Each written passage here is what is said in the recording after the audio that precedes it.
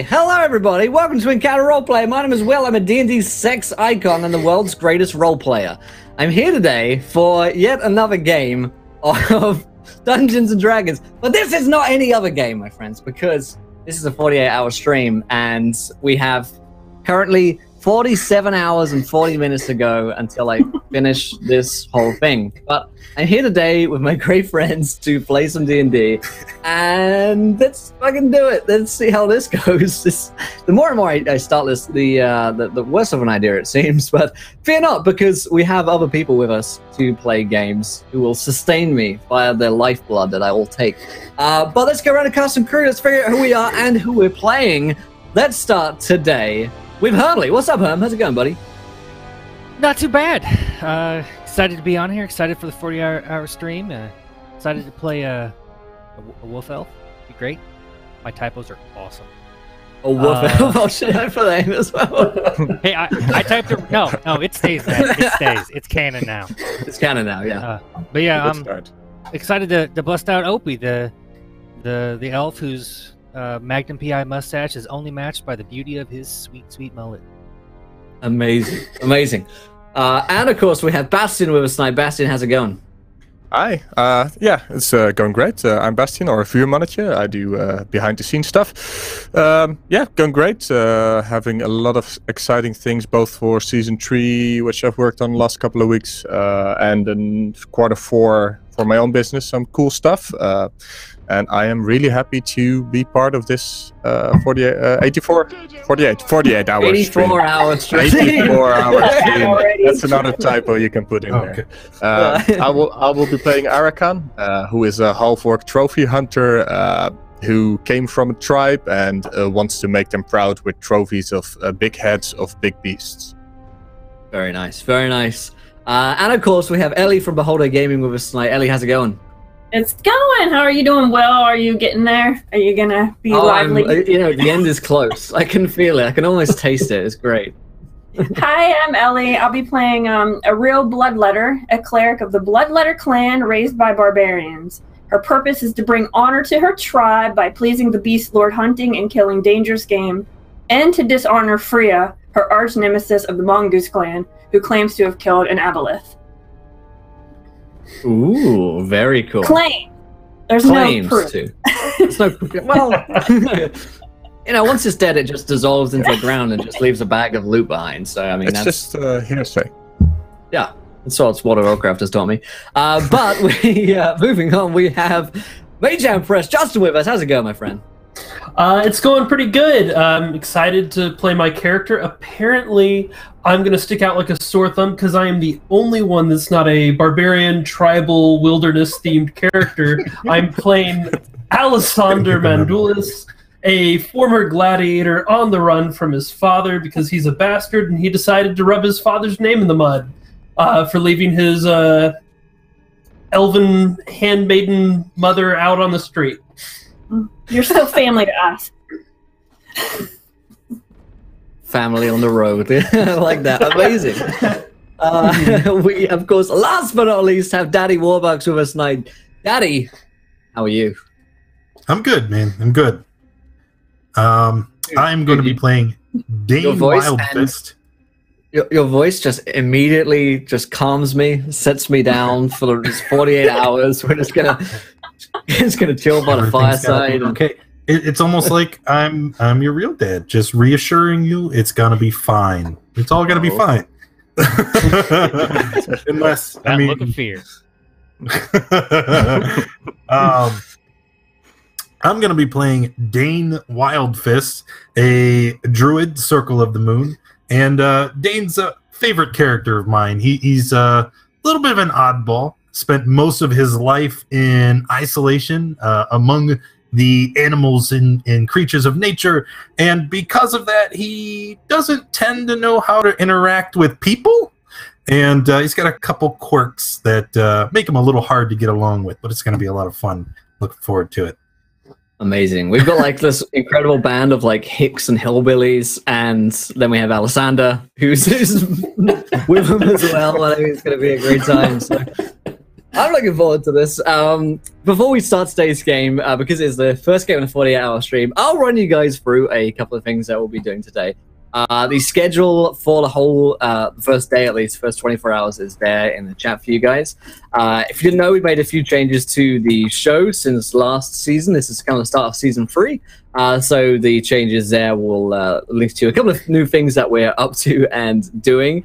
And, of course, today we're giving away a shit ton of stuff. At the end of each game, every 3 hours, we'll be giving away sets of Fantasy Grounds licenses, PHBs, tabletop loot dice, Idol Champions of the Realm loot codes, and PDFs from Mage Hand Press. So stick around. At the end of each game, we'll be doing some giveaways.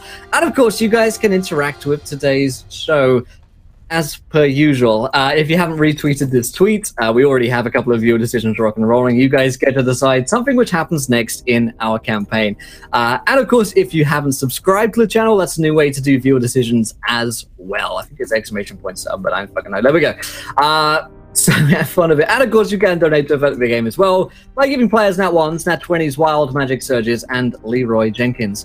But let's dive into the first game. Let's get this whole thing started, and let's kick it off with a bang with this crew. So, you guys have been traveling together for a little while, I would say. Perhaps you guys know each other from home, or perhaps you just met on the road via your adventures. I get the feeling that maybe Alessander kind of ran into a tavern one night, and the group of you sort of initiated him into your own team. But whatever way that you guys have got together, you are now part of a group of monster hunters. It's a loose affiliation, really, just a guild that you guys are a part of that runs out of the local tavern. Now, it's a small little village town, really, with a small garrison that you guys are a part of. But this area of the Forgotten Realms is infested with all types of monsters. So there are plenty of opportunities for work and for gold with this area. So the money's, pretty good, and the adventure is certainly something excellent as well for you guys. We're going to start the game with you guys in a tavern, because we're a better place to start. This is essentially where the guild operates out of. And to kick things off, I want you guys to just go around and let me know what you guys look like. Let's get some quick visual descriptions of what you guys look like and where we would find you in a... you like that? Where we would find you in this bar and what you might be up to. So let's start with Opie, the wolf elf. What does he look like, and where might we find him in this bar? Well, okay. Opie is most likely, probably near the center of a whole bunch of people talking, absorbing stories, telling a few of his own. He is 6-foot-ish tall, kind of very lanky, very wiry. Like I said, he's got a kind of mustache that'll make Tom Selleck a little, kind of blush a little bit. You know what I mean? Mm-hmm. And the kind of mullet that would make Billy Ray Cyrus just absolutely green with envy. Good. Yeah, and he, just kind of dirty tunic that he sort of painted on a representation of his favorite centaur racer, Glendale Earnhardt. And just dirty pants, no shoes. Just kind of sitting back, shooting the shit. Amazing. Okay, cool. And we have a viewer decision, so quick note for you guys here in chat. Underneath this line in chat, name the tavern for me. You guys come up with your best tavern names. Great stuff. Okay, what about Arakan, our trophy hunter? You'll find Arakan probably in the shadows. Being an half-orc doesn't go too well in most human societies. You're shunned. So he kind of broods in the corner. He's, if he were standing, he would be a head taller than a normal man. Broad shoulders, no armor. His attire is strapped with different weapons, with a giant axe leaning against the wall. He has a big scar across his face. His face is a bit more green than most half-orcs. Probably got that from his father rather than his mother. And he's shunned, but his trophies speak for him. He has a nice sigil of Malar, the god of the hunt, which is clawed fist with blood strip coming from it. But it's gold, so there's no blood on it yet. Very cool. Very cool. Let's swing round then to Aril. What about yourself, Ellie? Aril is, she looks more barbarian than she does cleric. She's got dirty, reddish blonde hair, blue eyes, kind of dirty. She's definitely drinking. She probably has an affinity to Arkan because she loves orcs. She thinks they're badass, so she's probably trying to slap him on the back and get him to drink and come on, you pussy, you can do this. Like, drink, let's drink, let's drink, let's drink. He will definitely join you in drinking. And you know, and she's wearing studded leather because she kind of likes to try to be quiet when she's hunting. She's a folk hero of her people, so she does know how to be a little bit stealthy and how to fight in the shadows, but she's loud, she's outgoing, and she's pretty charismatic, so she's definitely trying to get the half-orc to drink right now at the bar. There Sounds I go, like rolling he's partaking. constitution checks again. Yes, immediately. Let's see. Okay, so I want to jump over to Dane real quick because I feel like he might be involved in this scene of drinking. What does Dane look like, and where would we find him here? All right. Dane is a hill dwarf, so he's very short and stout. He's also quite portly, especially by dwarf standards. He's very round, and one of the more distinguishing features is that he is often unarmored. He chooses not to wear the burden of clothing except for what is absolutely necessary. So he's got some hides kind of tied around his feet to protect him as he walks, and a little bit of a loincloth, and that's it. So you've got this very large man just kind of lounging about, and he's got some white tribal paint that's painted onto like his shoulders and around his face. But then other than that, the only other thing that's on his body is dirt and filth. So much so that his skin is almost caked gray and brown, and it tends to be very odorous. So as he is trying to get into this drinking engagement, the other patrons are kind of like shying away and clearing a space. He's like, "Come on, let's get in this," and nobody's really wanting to let him. Incredible. So there's this very festive scene happening, I guess, right now at the bar of our as of yet unnamed tavern. But last but not least, I want to give Alessander a chance here to describe himself and to let us know where in the scene he is. Well, Alessander is not particularly tall. I mean, I guess most elves aren't. He's about 5'5", fairly skinny, but clearly, you know, it's like a lean strength, not a, you know, not frailty. But he's a bard. He's got to be one place and one place alone in the tavern, and that's on stage playing. Yeah. So he's got his lute on. He's jamming out, and you know, he's just providing some entertainment. Amazing. So, by the way, you guys can click on the screen to vote for your favorite option. We've got Mugs for Mugs, the Wet Whistle, the Foamy Pony, and Queen's Bed. All right, so we've got a pretty marvelous scene going on right now in this place. As you guys are playing, drinking, carousing, gambling maybe, whatever it is you guys are doing. You'll see your friend. He's not such a leader of your monster hunting guild, but he's certainly someone that's given you jobs and commissions in the past. He both runs the tavern and the guild.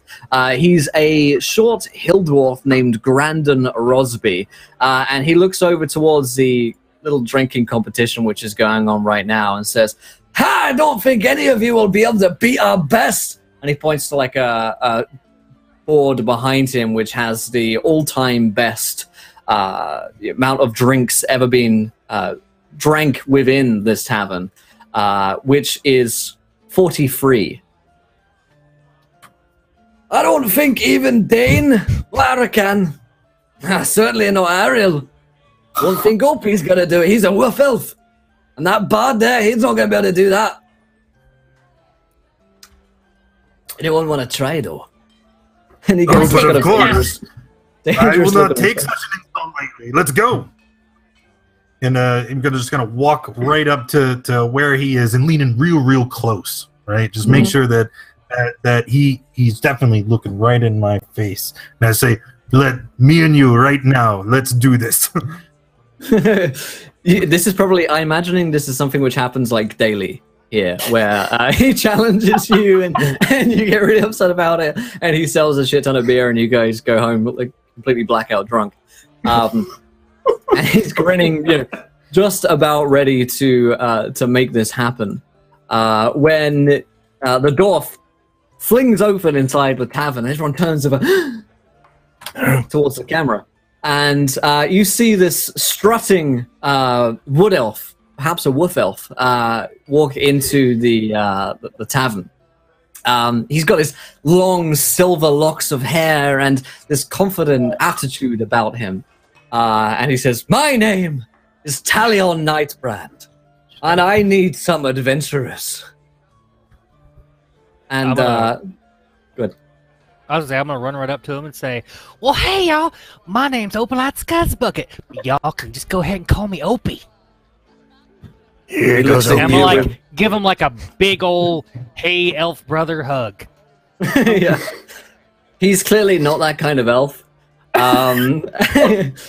He kind of, as you go in for a hug, he sort of, gently caresses your back for a moment and then sort of pushes away. I'm Don't gonna make it weird, stop man. Don't playing make it weird. the song, and I'm gonna pull Opie back a little bit. Excuse my compatriot here. What exactly is it that you need? I thought I was very clear that I needed adventurers. He looks at you up and down and says, I can tell that you're someone of higher refinery than your fellows here. Perhaps you might be able to help me. Well, I have a problem, and it may require some rough and ready swords. Now, I don't like to get my hands dirty, so I came here to my old adventuring companion, Grandon Rosby. And Grandon, the dwarf who runs the tavern, sort of looks over and is like, the elf! He's back again! Never thought I'd see him back here! He can't drink for shit! He does pay well. Good to see you, Nightbrand. And he kind of comes over, and similarly, they undergo a incredibly awkward hugging ritual in which the dwarf really goes and hugs him, and the elf feels very uncomfortable with this dynamic. Rosby turns and says, "Well, these lot are as good as any you're going to get. We're going to have to cancel the drinking challenge until at least tomorrow. Sorry, guys." Of course you're gonna cancel. You know that you could never best me. He points to the blackboard of how many times you failed. Well, that doesn't matter. Every day you smudge it out, all the chalk. Arakan is probably not even on the board because all the cups he already got, he shoved them onto Ariel over the table. Get her too. You drank them. It's getting pretty sloshed. The tavern's name, by the way, is La Foamy Pony. Named as such for the pony, the rabid pony, which is outside in the stables. This pony, by the name of Douglas, has had rabies for some amount of time, and is constantly frothing at the mouth. Grandin is too attached to ever let Douglas the pony go, despite the protestations from everyone else that this pony clearly has rabies. But it's all good. Back to the matter at hand. Talion looks around. And oh, it's all going to become about the pony now. Talion looks around and says, well, I have a problem. You see, my kin, Nightbrand elves, we live on the coast. And being coastal elves, we often encounter all sorts of hideous monsters and creatures which wash up on our shores, but none are worse than the aboleth. What? Dun, dun, he says very dramatically. You get the sense that this guy might be a bard himself. But what is aboleth? What is this beast? It is a gigantic creature of tentacles and can command those with its own mind. It is this horrific creature which has haunted my people for a long time. But it had been dormant, lying in the sea for thousands of years. My kin do not forget, however. Who did it lie to? Newfree was lying. Talion, tell me, was there another dirty, disgusting barbarian type trying to fight this creature? She would have gone by the name of Freya.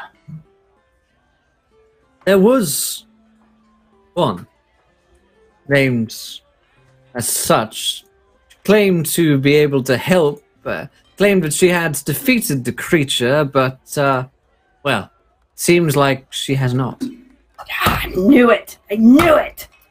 We never saw her again after paying her the gold. She disappeared, left with our money. Oh, She wasn't there for the the Mongoose clan. This is our time, friends. Tribesmen, we've got to fight this. We've got to best this creature and bring honor you're to all ourselves. part of the same tribe, are you? Into How the quaint. beast. Yes, this pack. It's a unique group, but yes, we are all together. Yeah, we're a wolf pack. The wolf. I'm not going to say who, but one of these 5 people here does have a wolf tattoo. I was raised by a wolves. Yeah. And another has the totem of the wolf, barbarian path. Of course. I could wild shape into a wolf. It's so on brand. Okay, It's we're amazing. complete. We're complete. Yep. So It's we done. don't work for free. What are your the pay for rates? this? Oh, whatever your rates are. Exorbitant.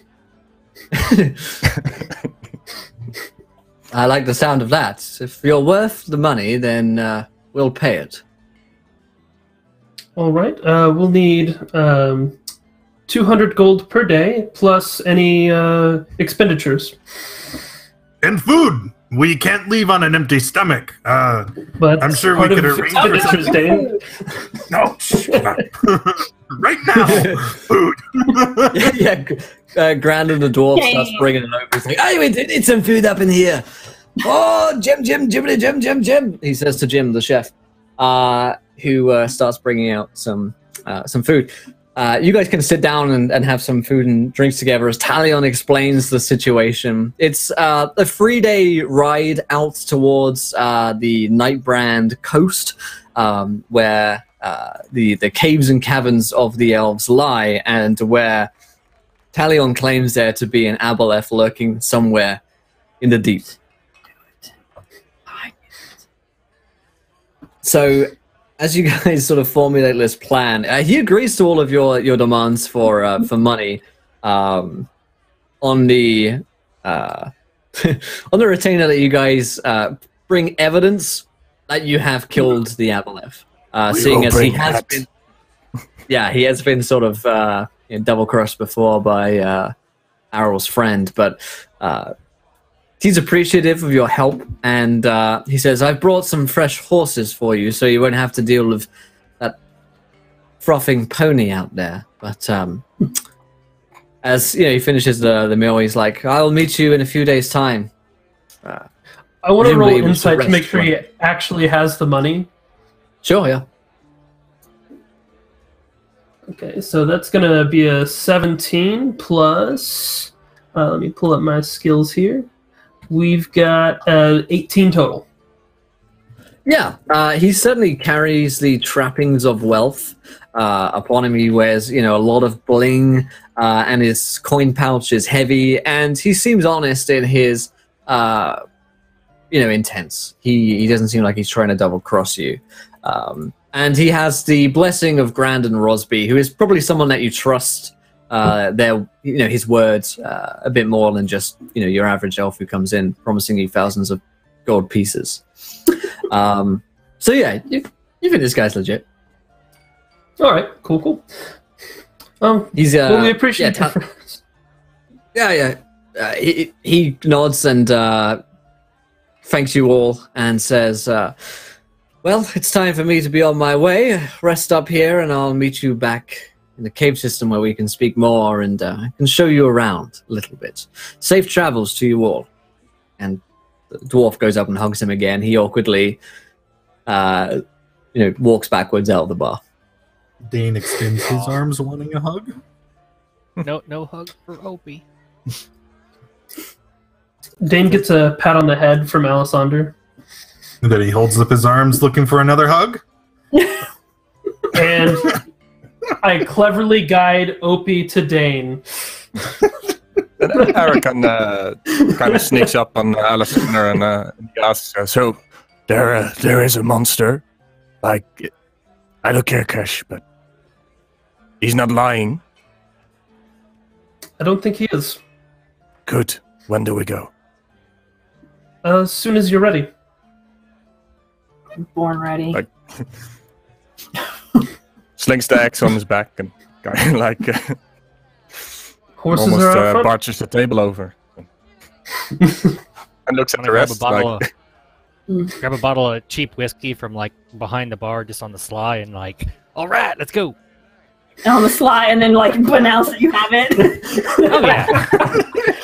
Opie is not a smart man.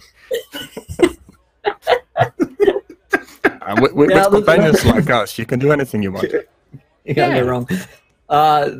Granland, is used to this. It's fine. Goes onto your never-ending tab, which he will probably never see paid, but you guys are his friends. It's all right. So he wishes you good luck. But the only thing is that it's sort of nighttime. So if you guys wanted to rest up and sleep here and set out in the morning, you could do that. Or if you want to leave right now, you can do as well. How are you guys feeling?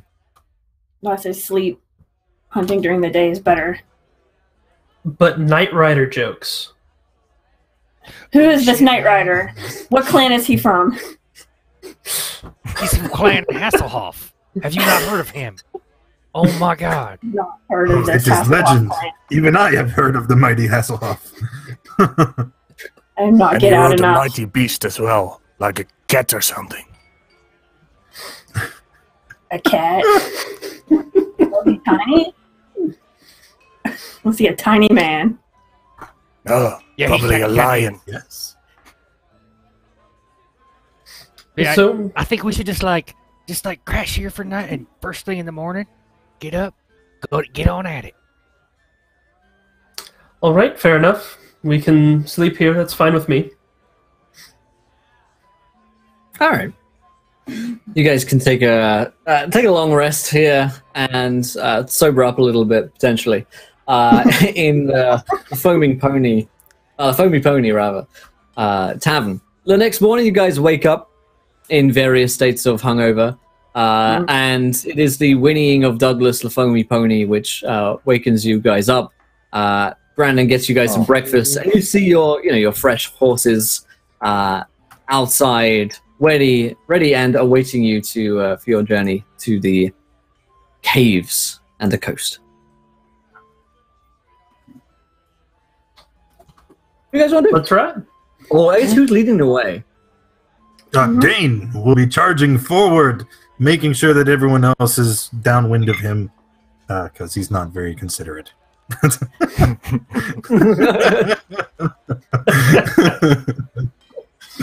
Oh, amazing. I'll be right this way. Okay. So whoever's going to wake and roll me a survival check, which is just to get you guys across the coast for a little while. Oh, and we have our second viewer decision for retweet. So underneath the side in chat, I want you guys to tell me what will I encounter on the road? Oof, 9. It's a 9 on the survival? Yeah. Okay. You just needed one person to roll. Yeah, that's fine. Whoever's like leading the party can do that. Alrighty. All right, while I tab in and around things. I'm not looking at fancy grounds. Let's go look. All right, so Errol, you have like a rough idea of where it is. I think you're probably mostly going based on Talion's description and also the description you have from your friends who claim to have been to this area before. Okay. It's a little bit, it's a little tricky getting around, but the first day of your adventure outwards is swift enough. Okay. You're getting towards a territory where, and sorry while I try and speak and type at the same time and fail horribly. You're getting towards the coastal area, so you're starting to smell, the sea. You're starting to run into slightly more sandy terrain rather than the sort of deep muds of the Foamy Pony as you leave Douglas behind you. Alrighty. You guys made camp on the first night. Whereabouts are you guys going to make camp? On the road, somewhere off to the side, in a woods somewhere? 100 feet off the side of the road sound good with everyone else? I've never heard of any adventuring party like right in the middle of the road. Right in the middle of the road? Right just right there. That sounds like us, though. Like bandits. That sound like you guys.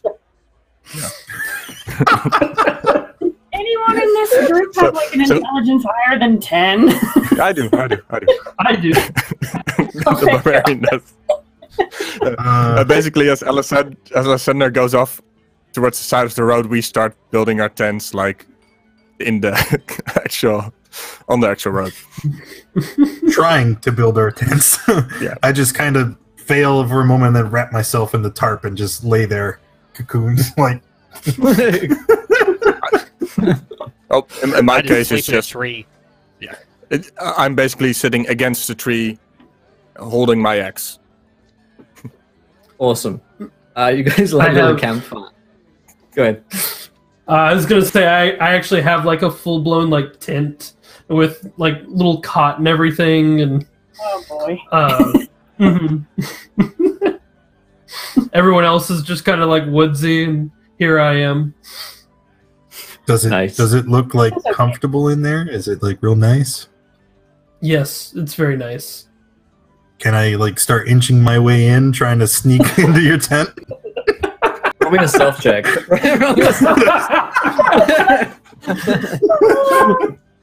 Okay. 19. I'm going to attempt to oppose this with a perception check. Please, yeah, go ahead.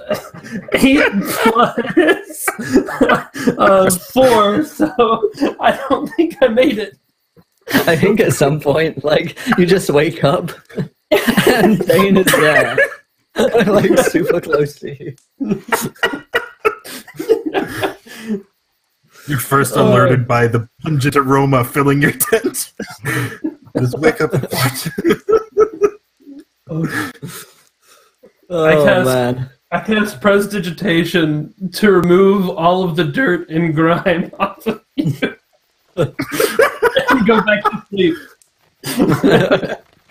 That's amazing. 1,000,000 times he's done this, right?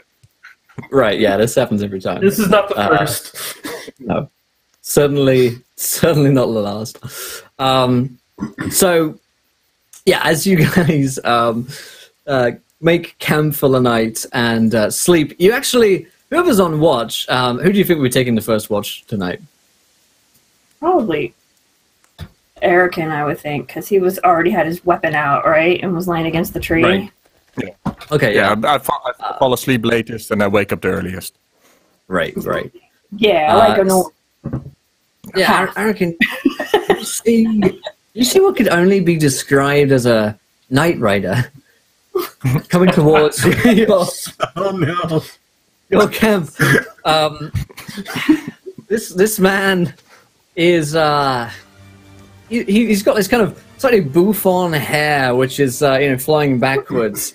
He looks like he might be looking for freedom and at the same time hooked on a feeling as he rides into camp. And I have no idea what David Hasselhoff actually sounds like in real life. So, it's whatever. But he rides into to camp and stops as he sees you before he runs you over as you guys are like literally on the main road. And he looks down. He's clearly an adventurer like you. But he's got a little bit more class about him, perhaps. And his big leather jacket and gloves on. On the back it says Kung Fu. It's a whole thing. So it's like a black knight on a big cat, or is it actually like a giant kitty cat? Yeah, I'd say it's a giant sort of panther-esque. Let's say it's a panther. Oh, Yeah. With like red eyes that blink. Yeah, you got it. All right. So Arakan, as soon as he sees him coming up, he will stand up, drag his axe on the ground, and with his booming voice say, "Who goes there?" So that everyone wakes up. Yeah, you guys kind of alert. That's probably at the moment that Alessander wakes up and Dane is right in his face. You hear this low voice, Yep. You wake up and Dane is right there. It's fucking terrifying. Snoring the whole time. Prestidigitation. So He, as he comes up, do the red eyes stop coming closer? Yeah, he stops a respectful distance and calls out, and he says, "It is I, Hoff, of Clan Hassel." Hello, Hasselhoff. He dismounts from the panther, and you can tell that this guy's some kind of monk. He clearly knows a lot of kung fu. As he steps into the light of your campfire, and he says, "Greetings. It is unusual to find so many adventurers directly in the middle of the road. I was just here with my night rider, and I came across you. Perhaps you are adventuring somewhere near here." Yes, we're heading another couple days out towards the coast. You're not here to take our kill, are you, Hassel? Why, never. No, never. Are you seeking that Aboleth, that Talion? Naturally. I know him well. Clan Hassel have long dealt with this Hassel of this Aboleth. And despite my copious amounts of kung fu knowledge, I've been unable to defeat it myself. I leave it to better champions than myself. I'm just hooked on a feeling. Do you I find see. that using kung fu in water is functional? Since they do live in water. Well, if you ask me, that you would have to draw the creature out, no? They live in water, but they could be drawn out. If you were to harry, nay, to hassle it, you would perhaps be able to draw it out from its watery depths. There's only one thing that I know would draw such a creature out, and that would be a lot of meat, food, something that it was hungry for, a big enough bounty that you could offer. Like a big old no, sir. cheeseburger. Like, indeed. Well said. One of one option, yes. Yes. I mean, the only option, really. The burgers of Clan Ham are most What delicious. if we put like we could write like meat on somebody and have them go into the water? Just have them swim them around a bit. Would that work?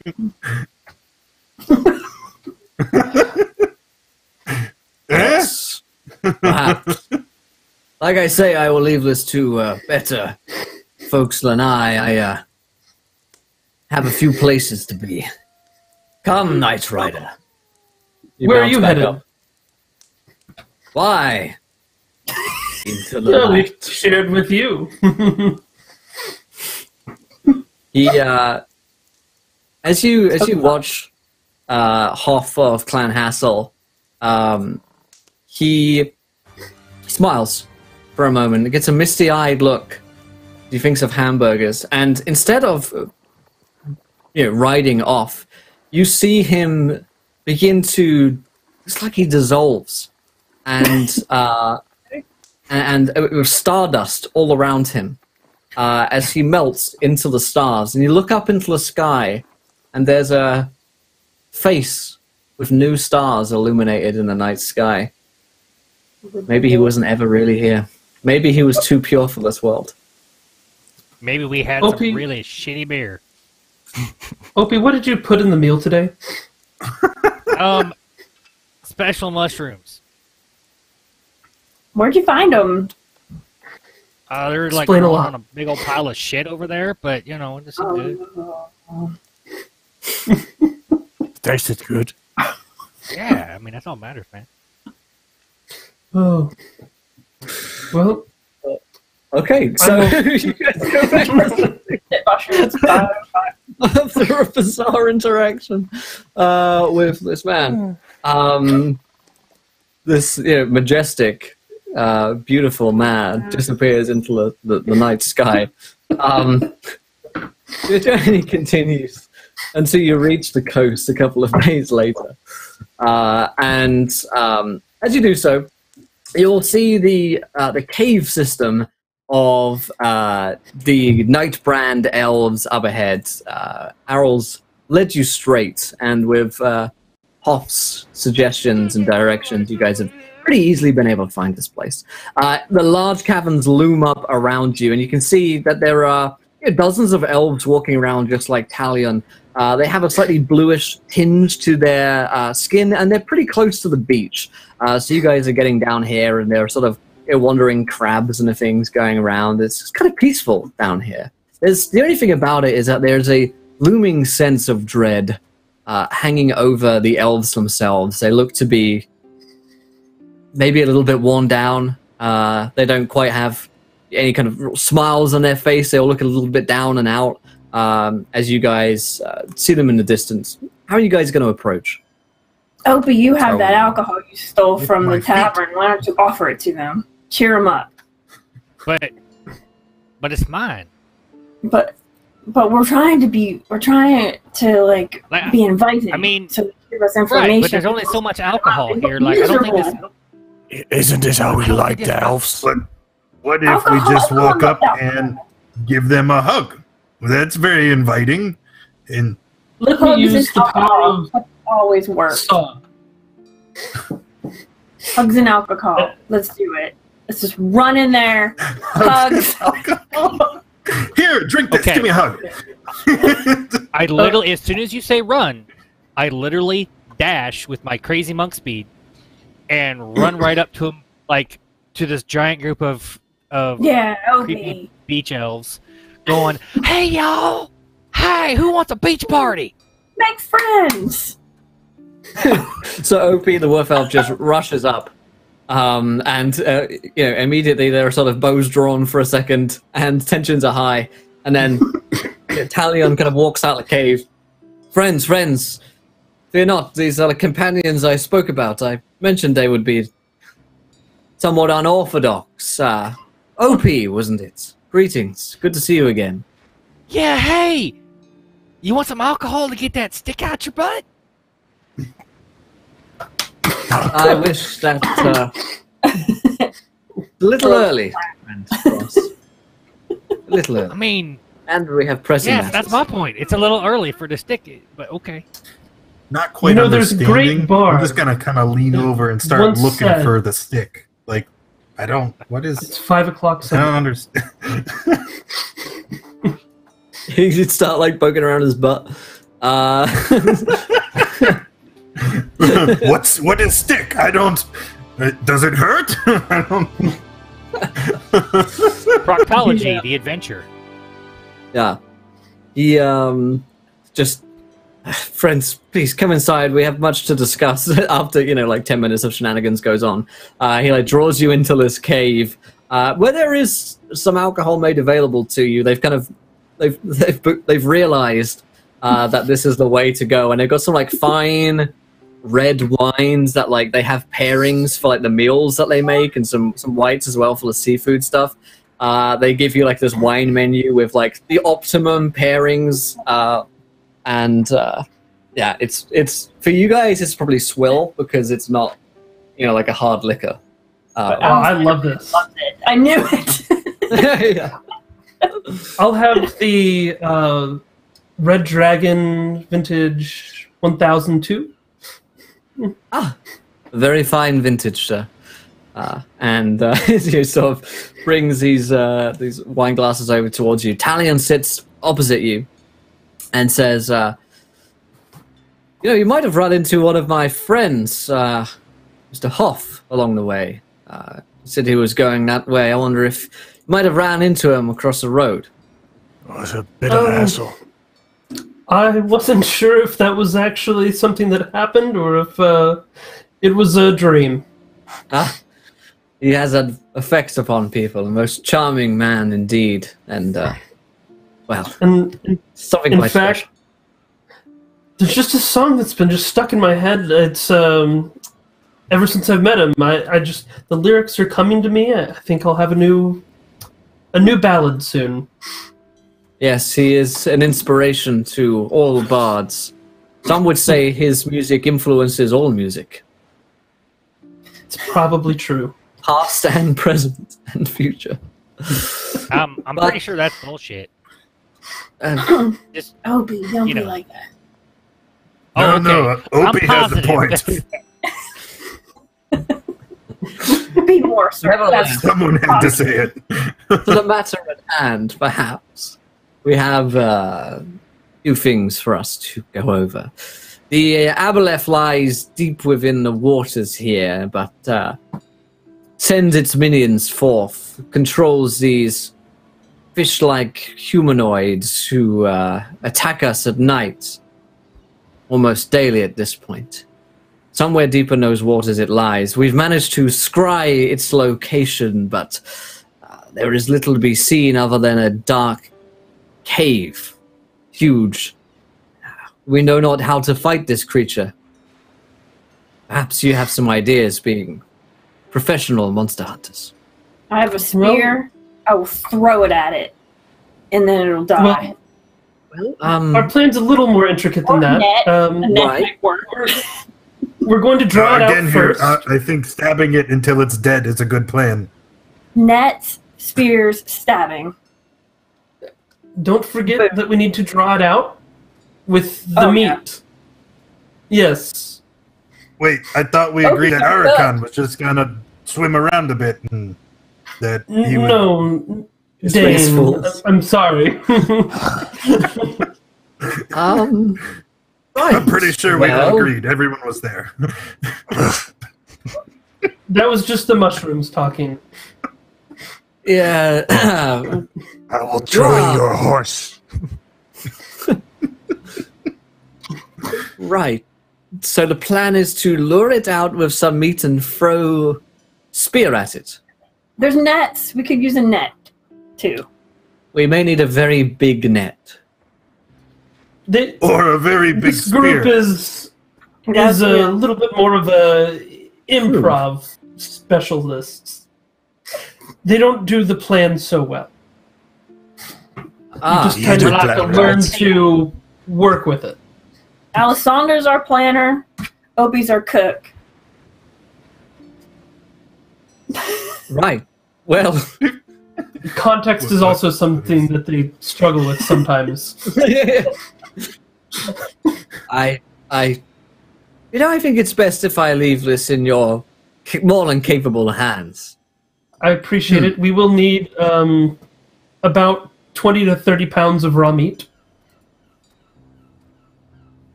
Need I ask why? To draw it out. For supper.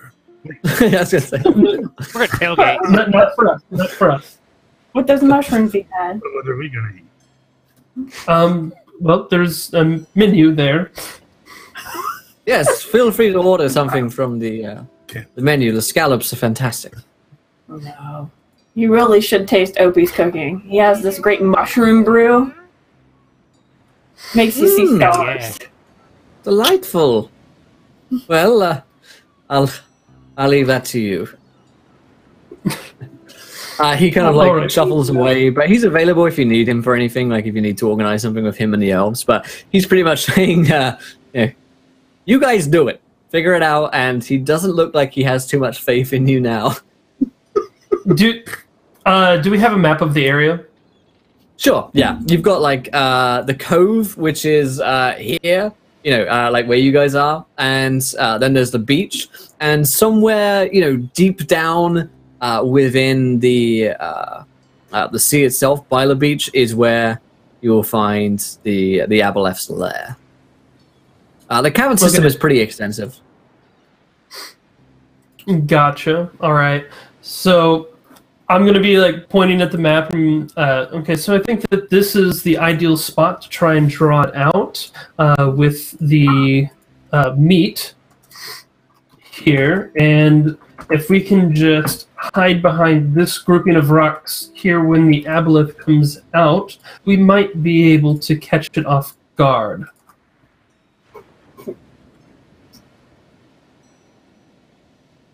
Yeah. Dane just stares at you, kind of slack-jawed. Okay, yeah.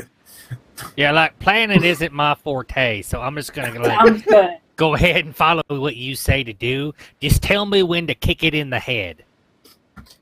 As soon as you see it eating the meat. Then head kicking immediately. Yes. All right. Is there anything anyone needs before we? Can I roll knowledge? I don't even know what this would be. Is it nature for this thing? Yeah. Sure. Okay. I'm being an experienced monster hunter will also roll nature. Okay. Okay, so that is going to. Wow, I rolled terrible. 6. You're like pretty sure they're big and like, wet, probably. Mm-hmm. Good. Maybe I've wet. rolled a. What I know about him? Mm-hmm. Yeah, Arakan on the 17. You know that these things have the power of mind control, which is one of the scariest things about them, is that they can essentially enslave creatures who mechanically fail wisdom saving throws. This is something that, unless this creature was like really old or like already really hurt, or maybe somehow didn't have this mind control ability, would be way too dangerous for you guys to fight on your own. These things are like tens of thousands of years old. Yeah, you'd be reasonably concerned about fighting something like this. So, as Alessander will in his pride probably start telling what he thinks he knows about it, and Aragon will interrupt him like, "No, he's a mind controller, like a mind wizard." Wait, what if, right, when I get drunk, my mind doesn't work so great? What if we get the aboleth drunk, and then he can't use his mind to use my mind? Water, right? So, slight adjustment to the plan. Opie, do you still have some of those mushrooms? I never don't have them. Okay, I so always have mushrooms. I mean, in that meat that we're going to lay out for the aboleth, I want you to put as many mushrooms as you can in that pile of meat. No. They're mine. What if I pay you? Okay, I'll put them in the meat. Thank you, Opie. Good man, Opie. Good man. So, Errol, you got anything to protect us? I've got.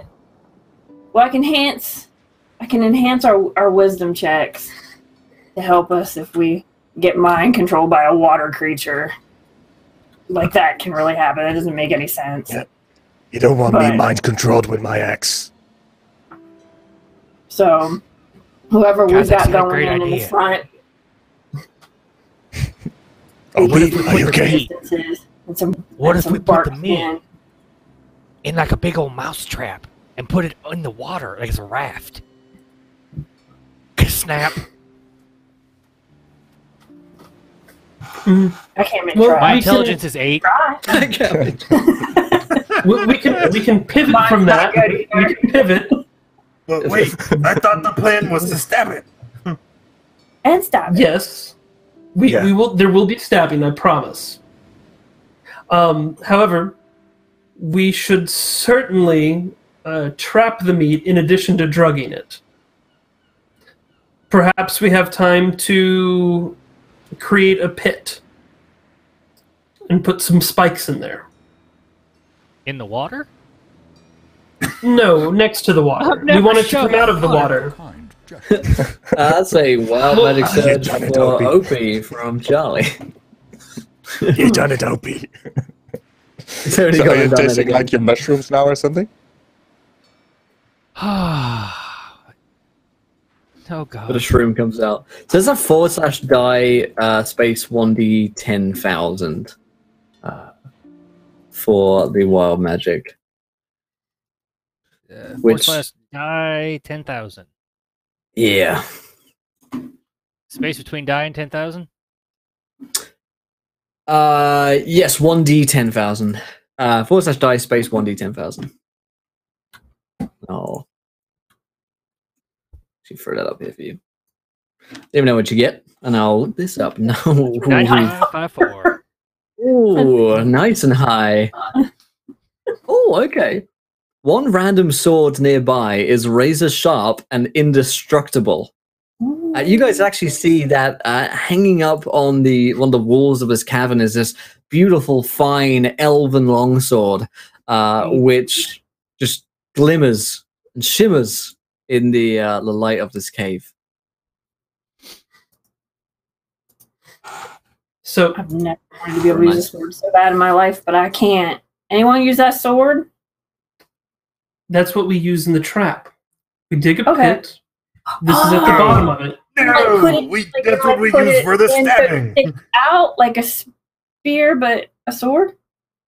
Yes. So By Pit, now the sword sword. will have disappeared on Arakan's weapon belt during that discussion. Where did it go? Yeah, I'm actually like I put the scabbard on my belt and I'm like looking at it now and while you're discussing in the background. Where did it go? Where is it really, guys? You have low wisdom, I guess. So the plan is basically dig a pit to try to like pull it like after it's drugged Okay. in the water when it eats the poison meatball. yeah, it's going to eat the poison meatball, and then it's Good. going to trigger a trap under the meat Yes. Mhm. with a pit with spikes. Okay. Oh, Right. and then So we we're- stab it. Draw it out of the water by putting the meat on the beach. Yes. Okay. Again, I was thinking the meat was in the water, so when you were talking about digging a pit, I was really I see zero possible problems of this plan at all, by the way, just so we're clear. Excellent. This all makes sense. As you guys are planning this out meticulously for your and forming the trapped meatball, probably just rolling it with your hands. There's this female elf will come along. Similar kind of blue tinge. She's got like this deep blue hair as well. It's super dope. And she approaches the group of you somewhat nervously having seen the raucous conversations about meat and drugs which are occurring. She says, "Excuse me, do you mind if I have a word with you? You're the adventurers, right?" That's Yes. us. Right. My name is Azaria, and my husband was taken by the creature, the Aboleth, and I haven't seen him in several days. I fear that he's dead or turned into one of the abominations which the creature controls. I was hoping that maybe you could help find him for me. So you believe he's in the caves? Somewhere below the water. Our And king he doesn't can... need found. We know where he is. Another good job, everyone. Let us get back to the meatball. The ocean is a large place. Sure, the meatball will wait.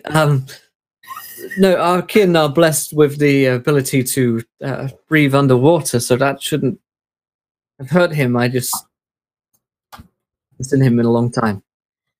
Hoping that you could help. If you just find him, bring something of his back to me. If you're going down there, maybe. Well, we're decidedly not blessed with the ability to breathe underwater. Does your tribe, does your clan, does your group have any means to share that blessing with others? Oh, yes, of course. She nods vigorously and casts a spell upon you all, granting you the ability to breathe water for 24 hours. Yes, I run into the water and see if I can breathe.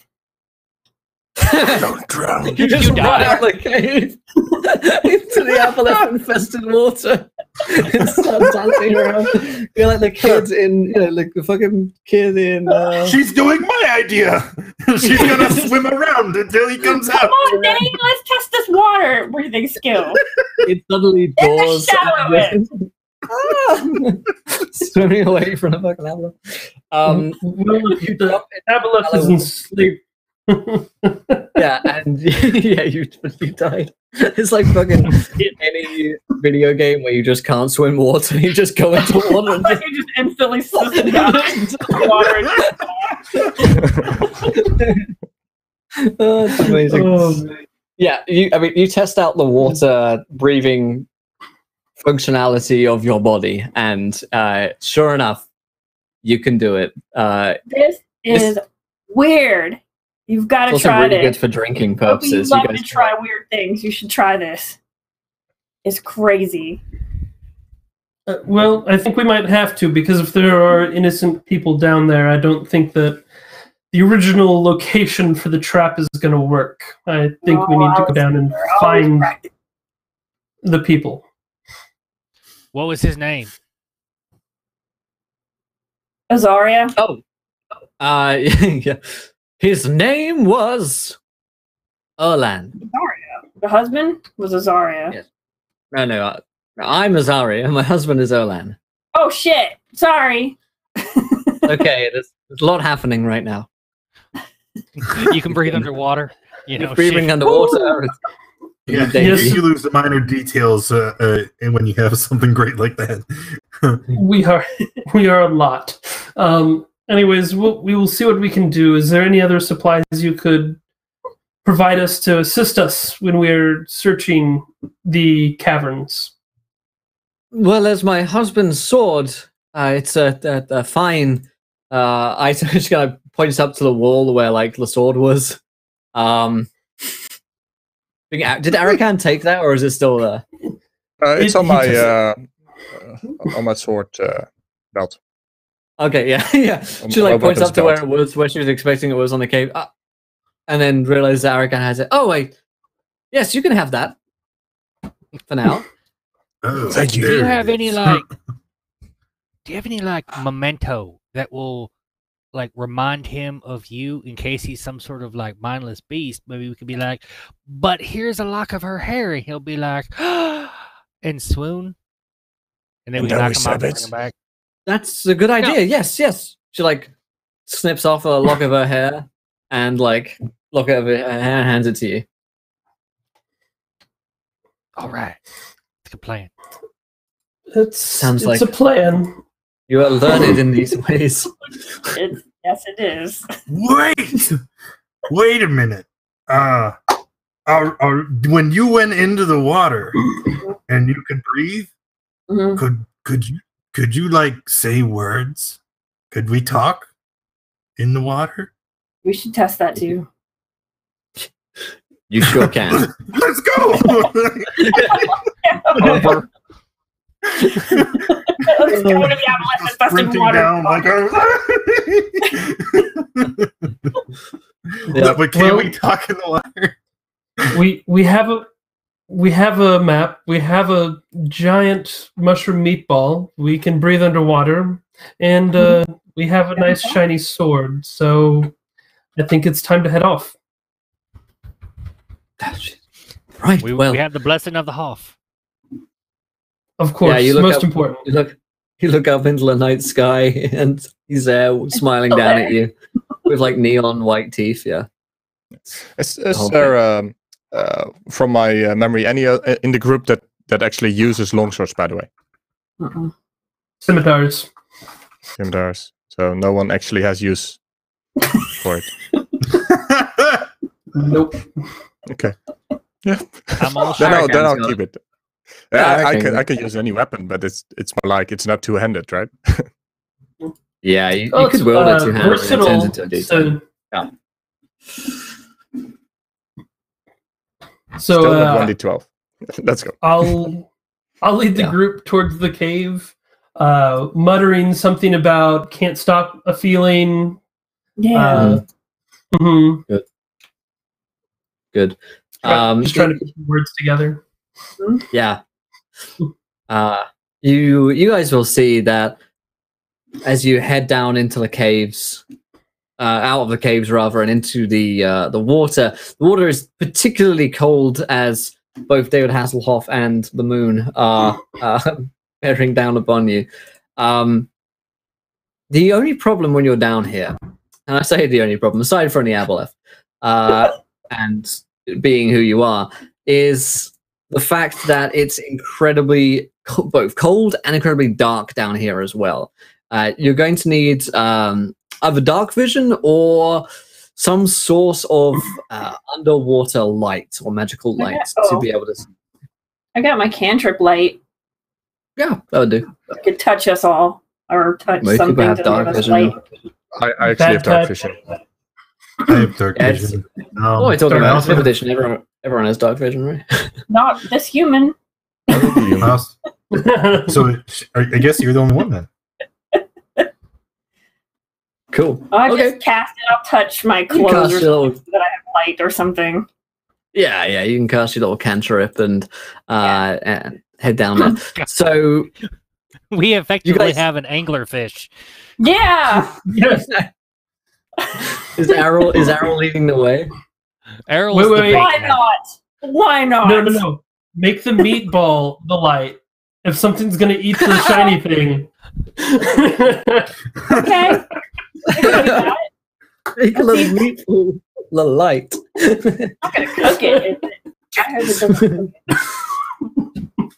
That's incredible. Okay, yes. So You light Also carrying the meatball, or is it just somewhere just else? floating Who down, actually has I it? guess. How big is this? You should have really grabbed the net and put it in a net. Well, no, it would have broken apart. It doesn't matter. It's a foolproof plan. you just Wait, it's amazing. Like, isn't you that get something them- we should have? Or we got in the water? you cast light on it, you throw it in the water, and the water just, Yeah. it just sinks. Follow it, though. We can follow where it goes. We can see Follow it. the Well, I'll say this: like the other games for this stream, the planning can only get better, right? meatball. Wildest plan. Just set the bar low, we work our way up. It's all good. Yeah. Okay, so you follow your underwater meatball Yeah. deep down As you into do. the water. Yeah, as one does. As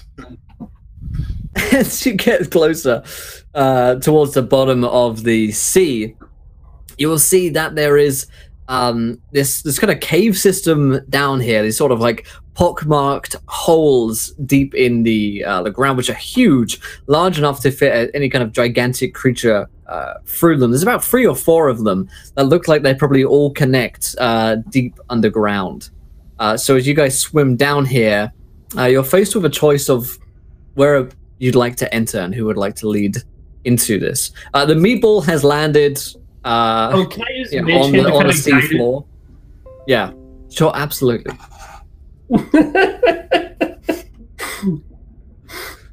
It's like, at this point, it's kind of like a bowling ball, and you're going to need to, like, push it into, one of these holes that you want. So yeah, I'll just guide the meatball with Mage Hand as we adventure forth. The meatball has Good landed. idea. That's brilliant. That's Open incredible. up, Mr. Aboleth. Here comes the Yeah. airplane.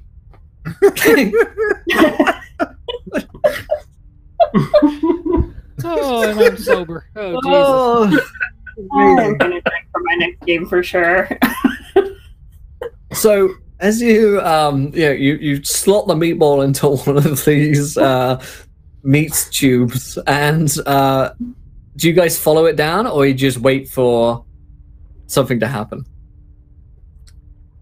I think We we should follow. follow for the stabbing. Yes. Wondering how much faith you put in the meatball. All our faith. That meatball, that spherical It's our container, guide it's not just holding poison mushrooms. It's our hopes and dreams for living through this encounter. You're pretty sure, like, for a moment, as you see it go into the hole, that it forms into the face of David Hasselhoff. For just a second. Maybe it's the light down here, but you think it forms. As you swim down, you begin to hear this kind of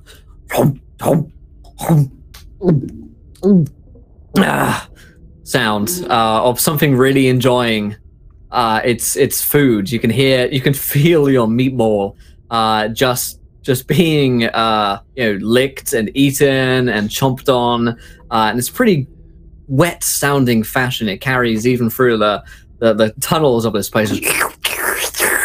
And I'm gonna roll perception to see what it is. please, yeah. You have to say you're a little bit unsure as to what's happening, exactly what is happening to this meatball. Can we see it? Okay, so 'Cause isn't the plus meatball 4, lit so up? Oh 17. yeah, the meatball like got eaten. It is. No, I can't see it yet. I got a 17 to look down there at the lit meatball getting eaten.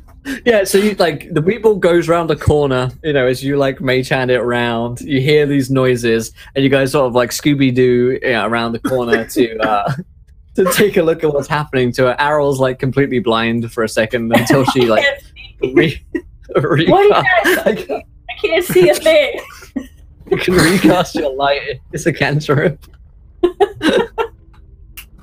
So I like the idea that she spends a couple of minutes completely blind.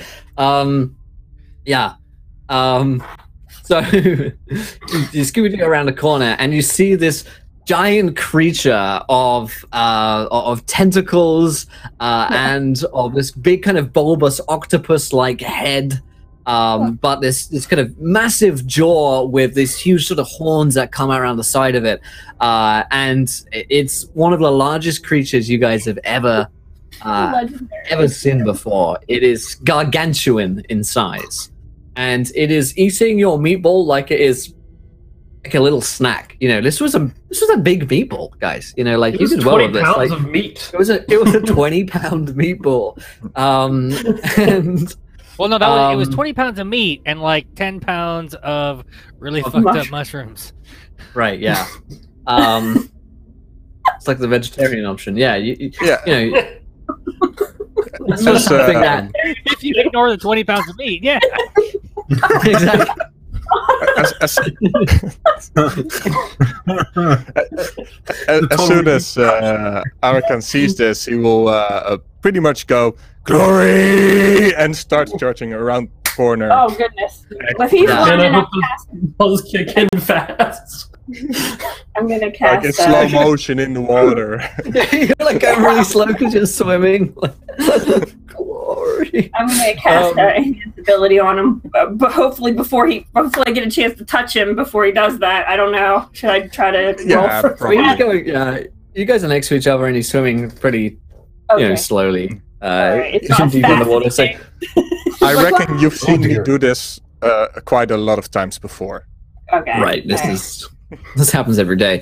As Arikan does that, and the meatball is absorbed by this creature, it looks over at Arikan, and the group of you as you're peeking around a corner with these huge, bulbous, free, glowing blue eyes. The skin of this creature looks like it's sort of a deep, dark green. It melds into the rest of the cavern pretty well. And it speaks, not out loud, but in your minds. All of you will hear this resonating sound and says, hey, guests. Hi. Hi. Hey, Hello? how's it going? Pretty fucking weird. I mean, why are you in my head? Oh, that's just how I talk to people. It's fine. Don't worry. Okay. This meatball was really good. Do you have any more? Maybe back up on the shore. Well, I don't really go there anymore. So, Oh man, you should, cause they got meatballs everywhere, and they No, got don't- all sorts of. They never have meatballs anymore. That was the last of them.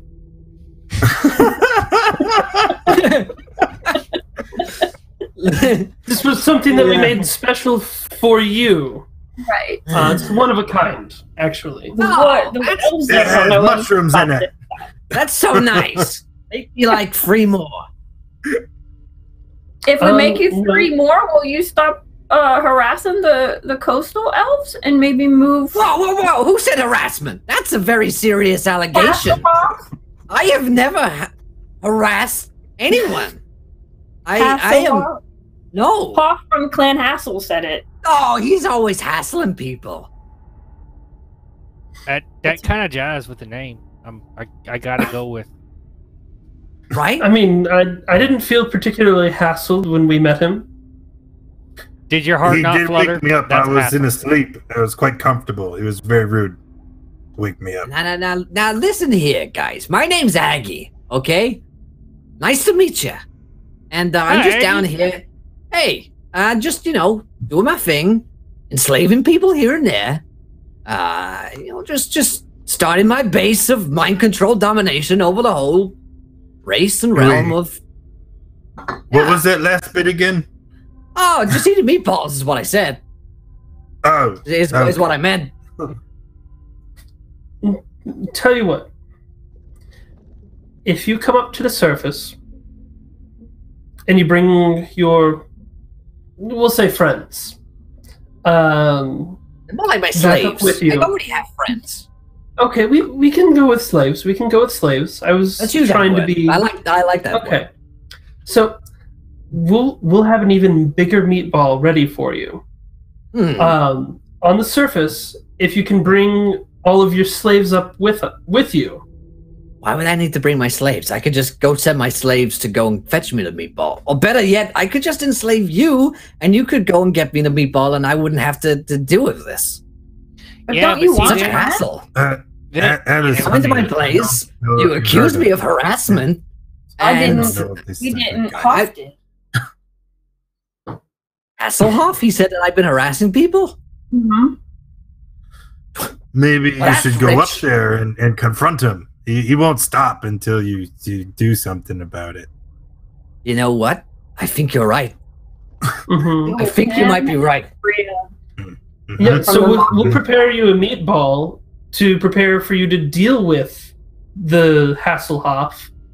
And No, Freya. I don't have to deal with him. You guys can deal with him. That's why I have slaves and you guys. Right? That's why you came here to pledge your allegiance to, the almighty But you're creator, so- Agi the Aboleth. But you're so much greater and more powerful than us. We couldn't handle Hasselhoff, but you, with all of your strength, your might, your intelligence, you could. I am pretty great. That is true. But I am also very busy. I've got an agenda. I got a schedule here. I got to keep up to date. I mean, I can't just go off and, deal with Hasselhoff. I mean, he's annoying, but I mean, I don't hate him. I mean, no you one could can have your hate Hasselhoff. slaves deal with these other things that you're busy with while you deal with him. We could do those things because we're his slaves now, right? Yes. Sure, you could do Yeah. that. We'll take care of all these other things, and you go to the surface and go away. But I mean, why would I want to go to the surface? It's really nice and cool and dark, and I've got my whole base of operations down here, and it's wet. Guys, why did he have to go to the surface? I'm hazy on the details. Yeah, me too, honestly. Have you ever had a vacation? And you have you have a hamburger at home, you eat it and it's like, oh, that's good. But when you go on vacation, you have the same hamburger, it just tastes better. You know why? Because it tastes like freedom.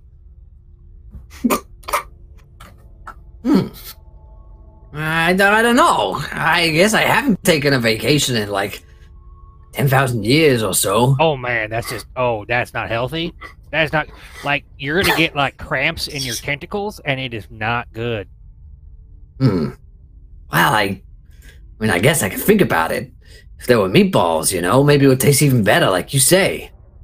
Well, we could travel with you on this vacation to I provide you don't with want to plenty of come with- meatballs. On vacation with me? I don't even know you. That's weird. Oh, we would be your That'd be personal weird if we went on chefs. vacation together. We'd be Independence. under your employ. I guess if you were my slaves, maybe you could come and just make me food and stuff. Don't Exactly, think of it that's what I was slavery. thinking. Think of us more like roadies. No, he prefers slaves. Right, but I'm just saying there's a better option that opens up a whole new world. I don't think there's anything better than slavery. I mean, let's not get crazy here. So here's what I'm thinking. You guys go and deal with Hasselhoff for me. Okay, show that you bring me his head, show me your allegiance, that kind of thing, and I can trust you guys. Then I'll go on a vacation with you to the surface, and we'll get it all sorted out. What does that sound like, eh? Perfect. Pretty good, huh? Yes, absolutely. All right. Okay, you guys. Well, I'm real busy was right this was this destruction long enough for me to reach him? Probably, yeah. Yeah. Okay. Then I will try to sneak attack him with a big Okay, axe. Good. Shouting Underwater. freedom, and go into rage and shove the great axe in his belly. Roll me the attack roll. So honorable. Hey, I don't stab anyone in the back. I just walk up to them, put an axe in the face. Just do my thing. Very If they can't see you, that's their fault. Let's see. I get the regular attack for 17. 17 is a miss. We're not hitting this thing. Yeah, I don't hit it then. Let's see. Rage, does it give me anything else without the frenzy? I'm a bit busy. Wait, doesn't he have advantage? He was invisible. Yeah, does not the rage give you advantage as well? Yeah, that too. Then I will roll a second die, see if it's... No, it's not better. Oh. Yeah, Aggie sort of looks at you. Yeah, Who was that? Oh! I didn't Hey, know that. tickling me? Hey, I love tickles. One of many services we can provide after we come back with Hasselhoff's head. Great. All right. I'll be seeing you guys. I'm real busy. A lot of paperwork down here. You know, slavery is a lot of paperwork going on, enslaving all these people's minds and stuff. You know, whole enterprise we got to run here. Do you have an elf down here with you? I don't know what his name is. Maybe we can bring him back up. Then they a lot of would. elves down here. Oh yeah, no, Erlan. Yeah. Yeah, do you know He their owes me name? money. I bet even number them. You know, yeah. It all look like little flesh things to me. I mean, I could probably probe into the minds and figure out what their names are, but, you know, that'll take a while. I go through the paperwork, and I can do that by the time you get back with Hasselhoff's head. Perfect. Okay, Okay. All right. Well, it's been nice meeting you guys. I think. Okay. It was good to meet you too, Aggie. We'll be back shortly. Great. I'll see you guys. And I start swimming back to the top. Yep. Let's go. Let's get the hell out of here. When I notice they're deserting me, I'm kind of like, okay. And No, we're not deserting. Like we fly, like we swim a little bit ahead, and we turn around. We're like, no, go. Yeah. Run. I will follow. I will take another swing and miss and swim. Love you. You're such a good tickler. You really hit the spot. Hurricane just swims back away with the rest of the party. You guys come back out of the watery depths, and Talion is there with the rest of his clan on the beach, and he's like, "Did you defeat the creature already?" No. No, you guys are Not gonna yet. have to. No. Part 2 of the plan. We need a a fake sacrifice. head. No, not a sacrifice. We need a fake head. But it has to be real to convince him. Fake world head. We Yet. we can convince him with a fake. He's been down there for a very long time. But And also, like, Man, I've been 40 down there so long I forgot what heads look like. I need like 40 pounds of shit mushrooms. And yes, we need far more mushrooms. I think I have a mushroom here. No, I need looking like around. 40 pounds. And At I don't have like pockets or anything. I just kind of like lift up my armpit and I'm just like, oh, Oh. mushroom. See what's growing. Yeah, you can have that one. It's free. Talion's like, I suppose you could go searching for them. There are woods around here that grow shit mushrooms, I suppose. This head's a fake one? An illusion? He demands. Yes, exactly. He demands that we provide him with Hasselhoff's head as proof that we're loyal to him, so that we can stab him in the back later. I see. Well, Exactly. Obviously, we have no desire to kill the real Hasselhoff. I mean, I kind of don't. Don't we? very much doubt that you could, even if you tried. Some say that he's unkillable. That the spirit of the Hasselhoff is what keeps him alive. Some say. But it's an illusion we could certainly create. I'm not bad at magic, and he kind of like conjures an illusion of Hasselhoff's head with a click of his fingers. Do you think this could work? Absolutely. Very good. I am convinced. I'm convinced. It Does this head does look like- actually look good? Yeah. Okay. It's an illusion, so yeah, he's seen Hasselhoff before, but certainly looks like him. And he throws in some like blood effects and shit as well, you know. It looks like he's been Perfect. decapitated. So I'll put this illusion in a Yeah. pouch, I guess, Put it in a box. or in a box. I'm easy. Okay. And what about the mushrooms? You're going to need to gather those. Well, I think that's where Obi went. Can we roll survival checks for that or something? Yeah. That's what a survival check to see just how many pounds of shit mushrooms we can get. Okay. Oh, Like it. help. What is Let's all survival roll for that we're this. rolling? All right, cool. Hey, wait a minute. It's 16. okay. Let's say the number you roll is the amount in pounds of mushrooms that you find. So Okay, Errol cool. finds 16 pounds of mushrooms. With survival, right? Yeah, Yes. 30 pounds. Oh, that's a lot of pounds. I got 14 plus. 22. So I got 15. Okay, yeah, I think you rolled it out of the dice tray, but it's all good. Yeah. I threw it at the dice roller, not on. Gotcha. Oh my god, you guys have so many pounds of mushrooms. As you go around just searching these essentially mushroom fields, Opie, this is a field day for you. This is an area you haven't harvested before, so they've got an abundance. Impressed. Okay. Not Christmas. It's Okay, shit so- mushroom Christmas. We're going to make more of these mushroom meatballs and hope that Aggie can get blazed out of his mind.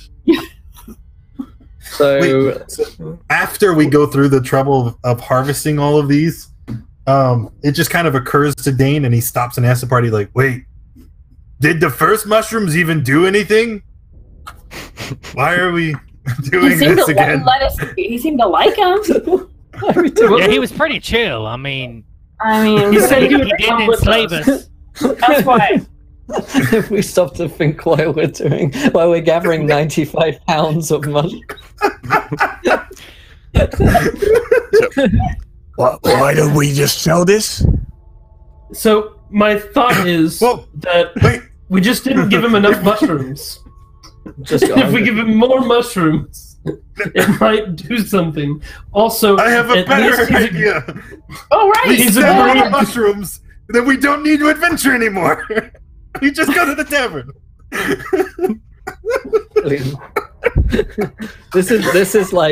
This is your retirement fund. This is a mushroom. Sell mushrooms wholesale. You can probably go into a business. I Like think the- if we can just get like Azaria's husband back, maybe we can just convince them to move somewhere. I mean, how attached to the caves are they? Or alternatively, we just give Wait, her no. mushrooms, and then she won't care anymore. You give all the elves mushrooms, and you're like, just fucking chill out and move.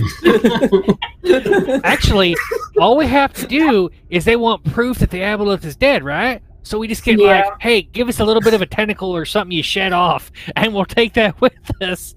And then tell them, now stay on the down low. And then You it could stay begin on your- and then I could take that back to my clan too, and prove to them that Frio was a liar. The Mongoose clan is liars, and then maybe we can even convince Abby to like go kill the Mongoose clan.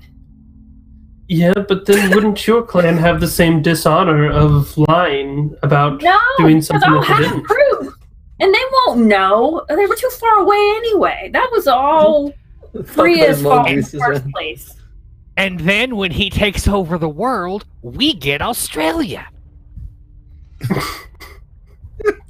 Which is basically Chold. Yeah. Yeah, That's okay. there's monsters in Childred. Yeah, there's lots of great So we monsters can in children. fucking hunt there. That's a good plan. That is a good Yeah. plan. Well, What's the plan now? I have no Hunt in fucking the clue. Child. Definitely involves people. Whatever the plan is, it's.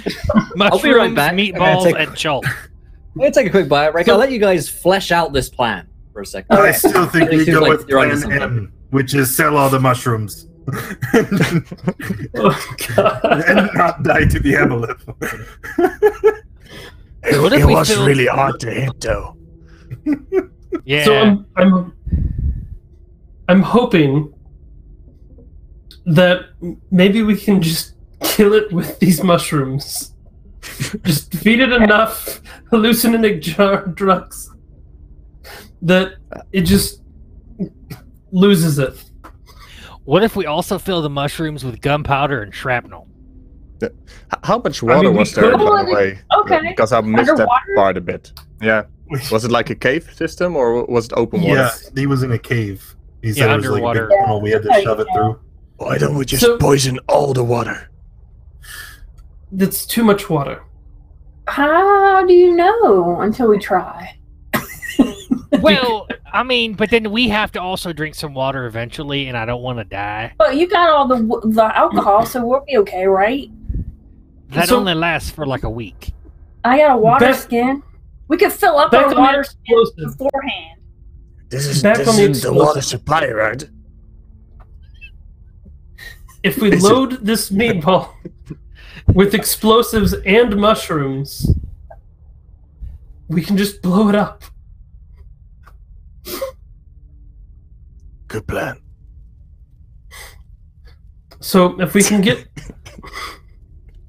I mean, I'll go along with whatever you guys decide, but I still think Plan M is the best course of action. Which is Mushroom retirement. get all the mushrooms and sell them. Is that M? Sell Is the that mushrooms, retire far away from the aboleth. Yes, that's the one. If there's only, it'd be nice if there was some way we could break the telepathic connections to all the slaves and have them like rise up and revolt against him. Maybe like a sort of silver cover over the head so he doesn't get in the head. Like a tin Yeah. so foil. what like you're some- saying is we need to seize the means of production. Yes. Yes. Viva la revolution. Well, It's a good point to come back in on. This sounds like you guys have figured it all out. Yeah, We've tin made a foil lot head.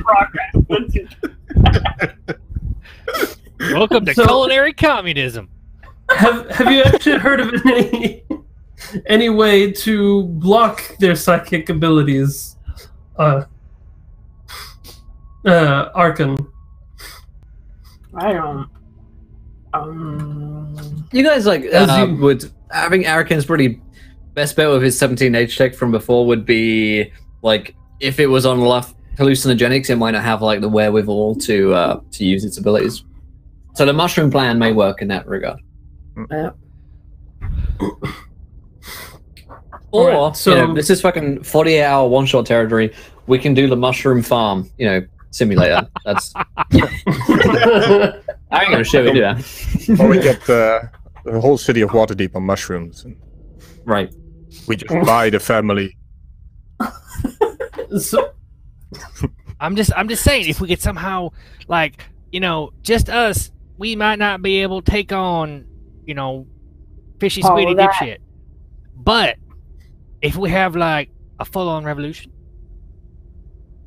and kick his ass, Mm-hmm. That's not so gonna I'm happen. thinking we get But, some the mushrooms explosives, should work though. an ass ton of mushrooms, put them in some meatballs, get this crazy aboleth to eat them, and we get the slaves to help us fight this thing, and I think we've got a shot. okay. This sounds like a plan. I'm proud to be a Yes. part of it. Mm-hmm. Mm-hmm. Incredible. You were integral, OP. This couldn't have happened without you. Well, hell yeah. And somehow, So- like, a soft breeze catches his mullet. And just, yeah. Just a second. So, So we're we have gonna our plan. collect the some time- explosives. You're gonna make some explosives. We need some from the Better town. work underwater. Okay, Yeah. go and buy some Some explosives with your siphon. Sure thing. You can get some like sticks of dynamite, which are used for like mining, but you could rig these up for Underwater exploding. meatball purposes. Are you like putting it in the meatball? Meatball. That's a spicy. Put him in the meatball like candles in a birthday cake. Spicy meatball. Think about it. Yeah, like birthday candles. Happy birthday. So the idea is we get him to eat the meatball. Yep. He's drugged out, and it Mhm. explodes. Mm-hmm. Mhm. Yes. And then we stab it. Yes. And Wait, then And you we stab- stab Meatball. it, and Mushrooms. we get We the just slaves to come and giant stab it noodles. too. We'll make him a fine Italian meat dinner and buy his cooperation. You pair it with one of the wines from the elf menu. Oh man. Okay. I like So- it. We're doing it. Cut to several hours later, probably the next day, or the next evening, where night is drawing in. You guys have 8 gigantic meatballs, because I think we worked out it was 10 pounds of mushrooms per meatball. So actually, we have 9. Maybe like a smaller 10th one, a baby 10 meatball, because there's always, whenever you make meatballs, there's always one small one that's left over, right? You never make the perfect amount. So 9 big meatballs, 1 little baby meatball, filled with mushrooms, meat, and explosives on the beach.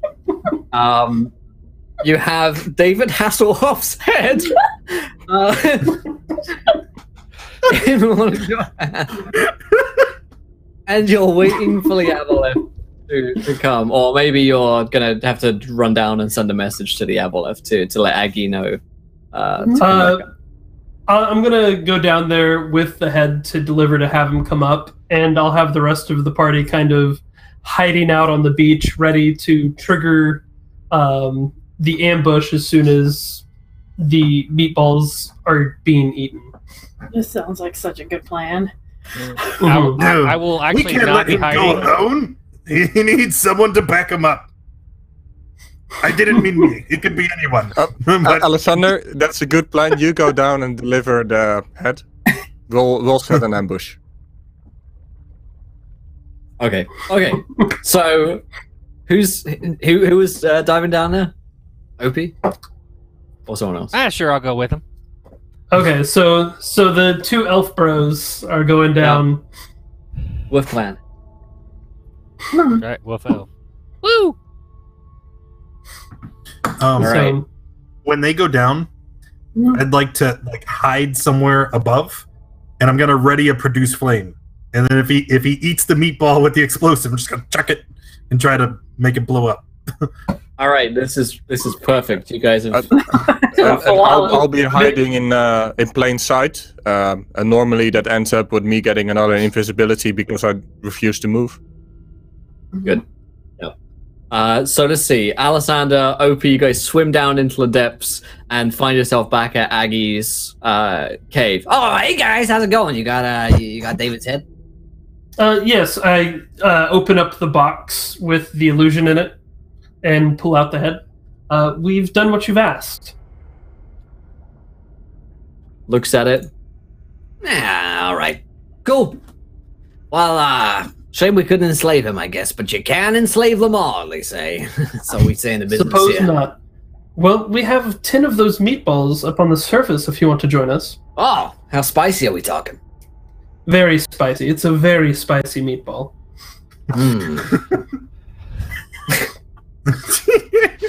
I set him up, you knock him down. Yeah.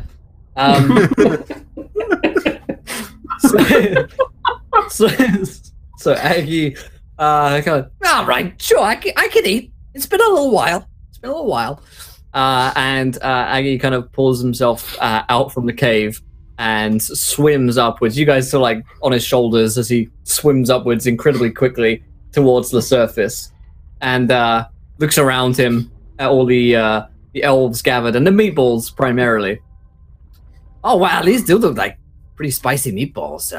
Which one to try first? They got different flavors. No, we didn't have a chance to do all the different flavors. Get different flavored meatballs. I mean, Matt, why next would you time, mess with when we're on perfection? the vacation? When we're on the vacation, when we're your personal chefs, we'll make sure to do different flavors every day. Yes, I guess you're right. I guess I gotta relax a little bit. You know, I've been working so hard. But how to be hardly working. Goes towards the first, meatball and like scoops it up in his jaws. Oh yeah. Oh, that's good. How many of these meatballs are you gonna let Aggie eat before you launch this trap? Because one thing to note is that the dynamite isn't lit, right? They're not like fuses aren't going down. So Let's let him have like 5 of them, so that there's plenty of explosives in his stomach, so that when you shoot the firebolt into his stomach, and there's a big explosion. So, if I can, because Dane's not the brightest, and he's standing over here, like he's holding this flame, and he's looking at you guys like, "What's the signal? We didn't set a signal." I'm gonna hold up my hand and just it's in that wait for it motion, like wait for it. And when we get like the 5th one goes down, I'm gonna be, like prepare myself to jump off the explosion, like some sort of like action star Michael Bay style, and then drop the hammer. Amazing. As the 5th meatball, spicy meatball, is swallowed by Aggie, the trap snare is loosed as you leap into action, and Aggie looks in surprise as suddenly everybody rolls initiative. Oh no, we're all rolling initiative. Wow, okay. Okay, so natural 1. That's so for a total of 5. 18. Okay, 16. I'll go at 10. 23. Amazing. All right. 8 for that 20. Alrighty, let's see. So Errol on the 18. We got Dane on the 16. OP on the 23. Holy shit. Yeah, Alrighty, pretty OP. Yeah. Arakan on the 10 and Alessander on the nat 1. Yeah. Yeah, for a total of 5. Impressive stuff. Let's see.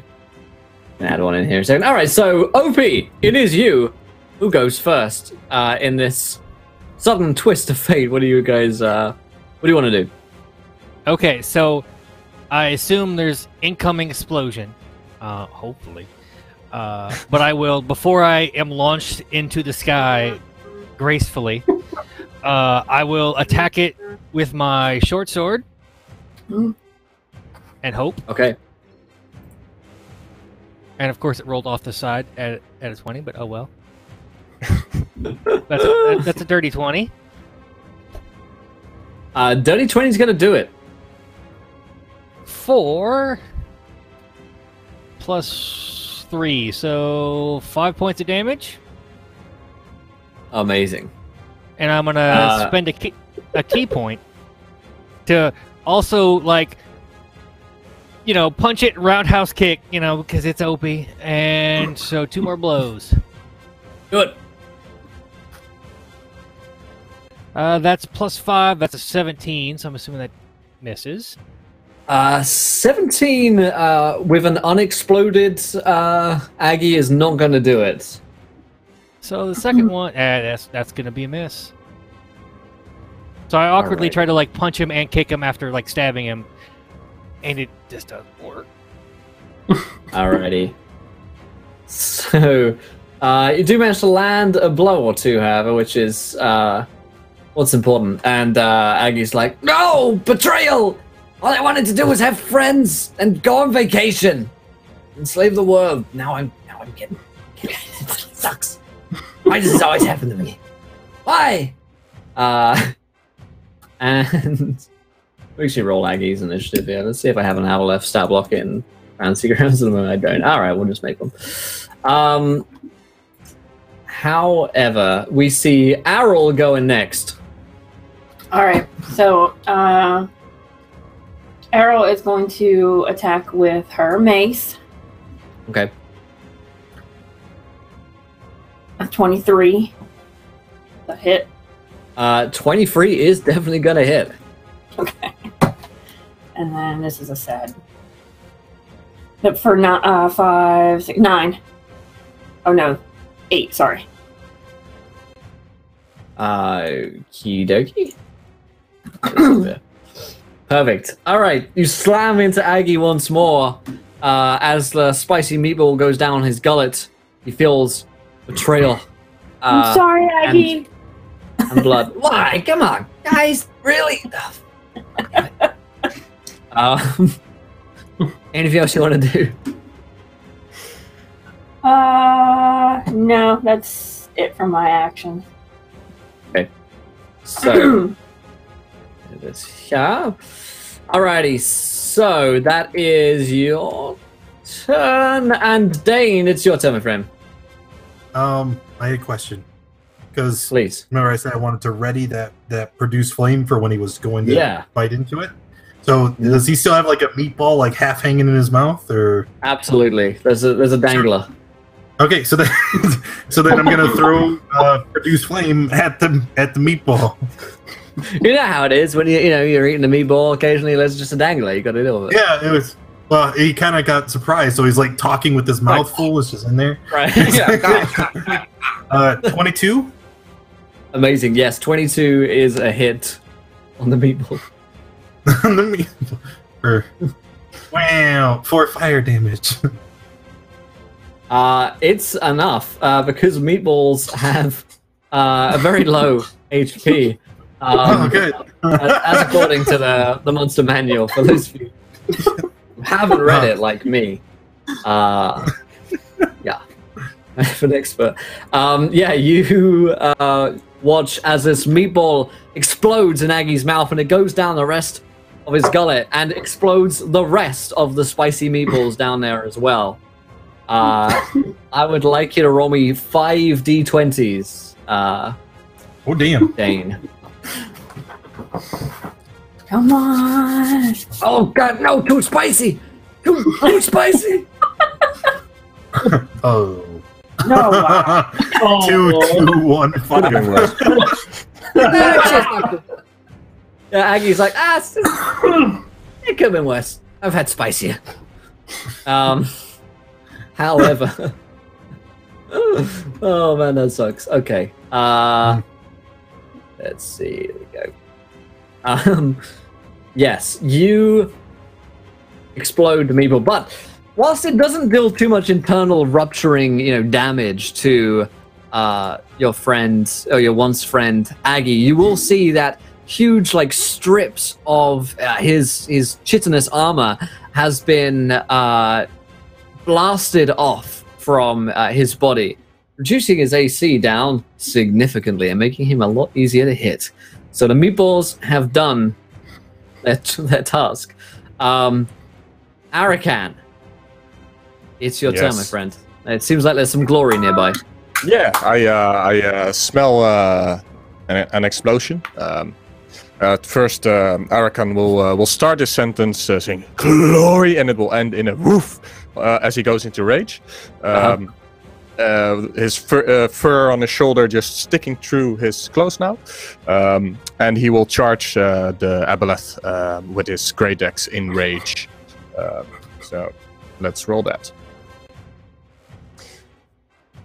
For a 24 to hit. 24 is most definitely a hit on Aggie. Okay. And then we will roll damage for plus another 3. So that's 14 points of damage. Very nice. You see Aggie's sort of exposed wounds where the armor is no longer where it's been blasted at with the explosive meatballs, and you find the sweet, supple flesh of Aggie and run him through with the great axe, tearing open the holes even larger. And as a result of my Totem of the Wolf, everybody that makes an attack on him now has advantage. Ooh, as long nice. as I am within 5 feet of him. Incredible. Nice. And Alessander, it's your turn, my friend. All right, so I guess I'm still on this thing at the moment. So I'm going to stab down and make an attack. And that is going to be a 17 plus...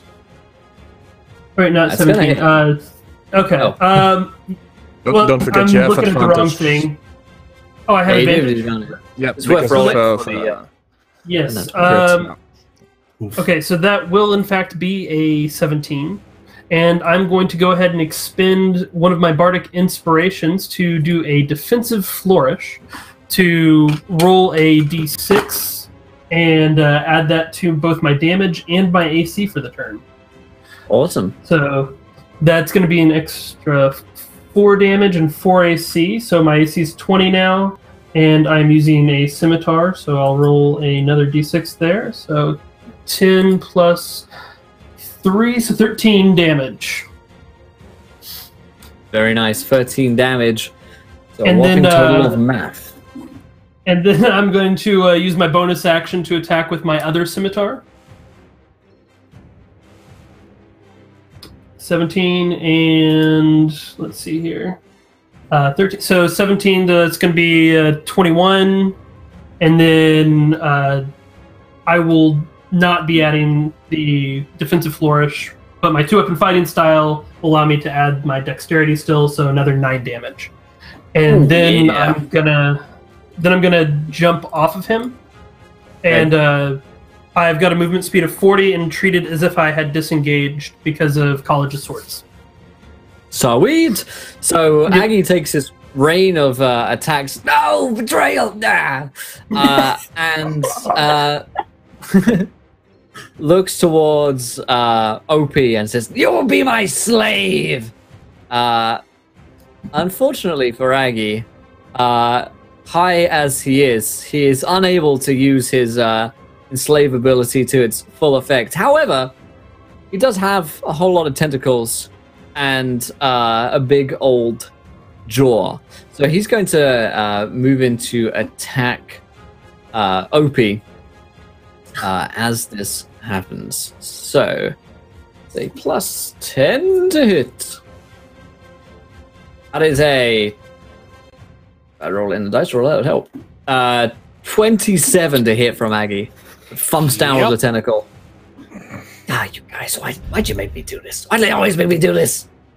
And rolls 14 points of damage with the tentacle as it just slams down with a heavy weight upon your body, nearly crushing you. It is then, because it has multi-attack, is going to take a swipe at Arakan as well. Of course. Sorry, it's a plus 10, so it's plus 4 to that, which is a 16. It's not enough. All right, there you go. So, slams down, missing Arakan, but finding its target with OP, whose turn it now is the top of round 2. Man, concentricles, not tentacles. And I'm gonna try to hit it with old Slicey, my short sword. That's plus That's gonna do it. 5, yeah. So yeah. then we go 6. 3 plus 3 is 6. And I'm gonna spend a key point to do flurry of blows. That's a nat 1. So no. Not so much. Not so much. It's advantage, so you could still. Yes. Well, if it's advantage, then yeah, that's a 19. So I'm sure that hits. It's Plus 3, so 5. nice. And then the 5 and second then- one. Oh, not 20. Yes. Yes. Yes. Get it So- on fire. 2 plus 3 is 5. Alrighty then. You just like pinch it a little bit, poke it. Aggie, right where you know Aggie likes to be tickled, and tickle it with the fist. All right. And actually, because I hit on the flurry of blows, he can. I'm gonna say that he can't take reactions until my next turn, sweet. and I'm gonna run like 45 feet away. Yeah, Amazing. winning. That is Errol Bloodletter's turn. So Errol is yelling to the elves now to come in, and she's trying to like rally the troops to come in and fight for your life and fight for your people and blah blah blah blah blah. We can't do this alone. Bullshit. And then she's going to attack. She's going to attack with her mace. Let's see here. Where are my actions? There they are. And bow. 16. 16 is gonna make it. All right. Oh, and no. 4 for the damage. All right, 4 for the damage. It's okay. It's okay. And then as a bonus action, I can do healing word, right? Sure. Yes. I just attacked with my weapon. And that would be on... Who took that? Was it Opie that took the damage? Who took that? Was it Dane? Who took that big hit? OP. Yeah. Opie. Opie. The wolf elf. So I'm going to cast it. I'm going to cast healing word on Opie. For Nice. 3. Yeah. You I want to feel be- better. Do what you can. His heart definitely feels better. Far away in the Dane Wildfist, your explosion plan has worked a treat, but now, your turn again. Aggie's fighting back. All right, so Dane, having triggered the trap, like he's going to start sprinting towards the aboleth, and I'm going to use my bonus action to go ahead and do my combat wild shape, and I'm going to become a brown bear. Nice. And then, getting right up in front of it, we're going to go ahead and attack with claws and jaws. Try to do something here. I like Let's it. see. So 4. So first the jaws. We're going to try to bite them. That's probably not going to cut it. Don't forget you have advantage, though. Advantage. Oh, with advantage. Yeah, Okay. everybody gets advantage. Advantage. All right, let me re-roll that one first. Nope, Oh, not better. That's not better at all. that wild fist not looking so wild. And then we'll try to hit him with the claws now. This Alrighty. time remembering advantage. 16 is going to do it. 16. Okay, so that is 2d6. 1. Nope, not there. For 11 damage. Damn, nice. Making up for the first miss there with a fine hit on Aggie, who kind of screeches out, "Oh, damn, that really good. Oh, damn it. Damn it." Arakan, you watch as your bear friend. You're like still really smelly, still, super gross. Yep. Dane, just in bear form, attacking Aggie Liaboleth. What do you want to do? I'm up in his face, and I make myself as big as possible since I'm kind of like the wolf pack leader. That's why he's so distracted that the rest gets an easy shot on him. And I will swing my my giant axe Nice. down from below, up straight through his belly, and I hope it hits. I sure do Roll too. that. Let's see. That is a dirty 20. A dirty 20. My favorite kind of 20. It's gonna hit. Alright. Then I will do Absolutely filthy 20. for Shouldn't we be 14 calling damage. these Dane 20s right now?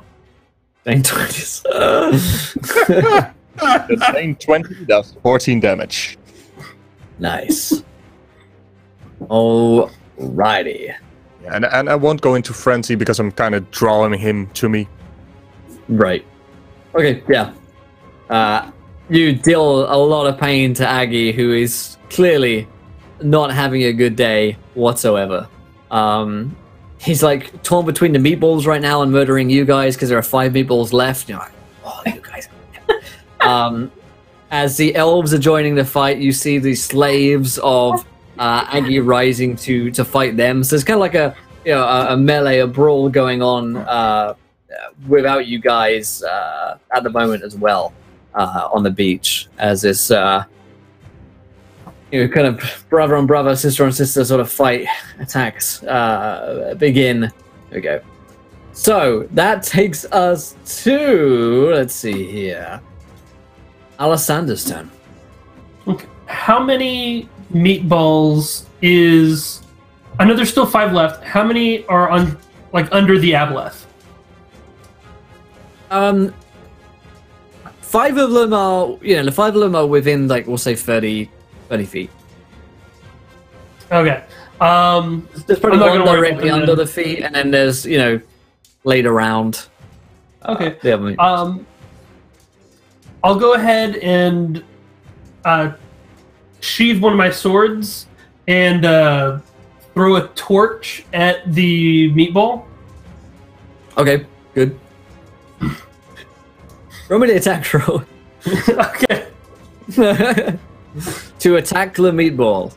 Okay, that's gonna be. I don't know what to add for a torch. I mean, so. You're probably not proficient. It's just dex based.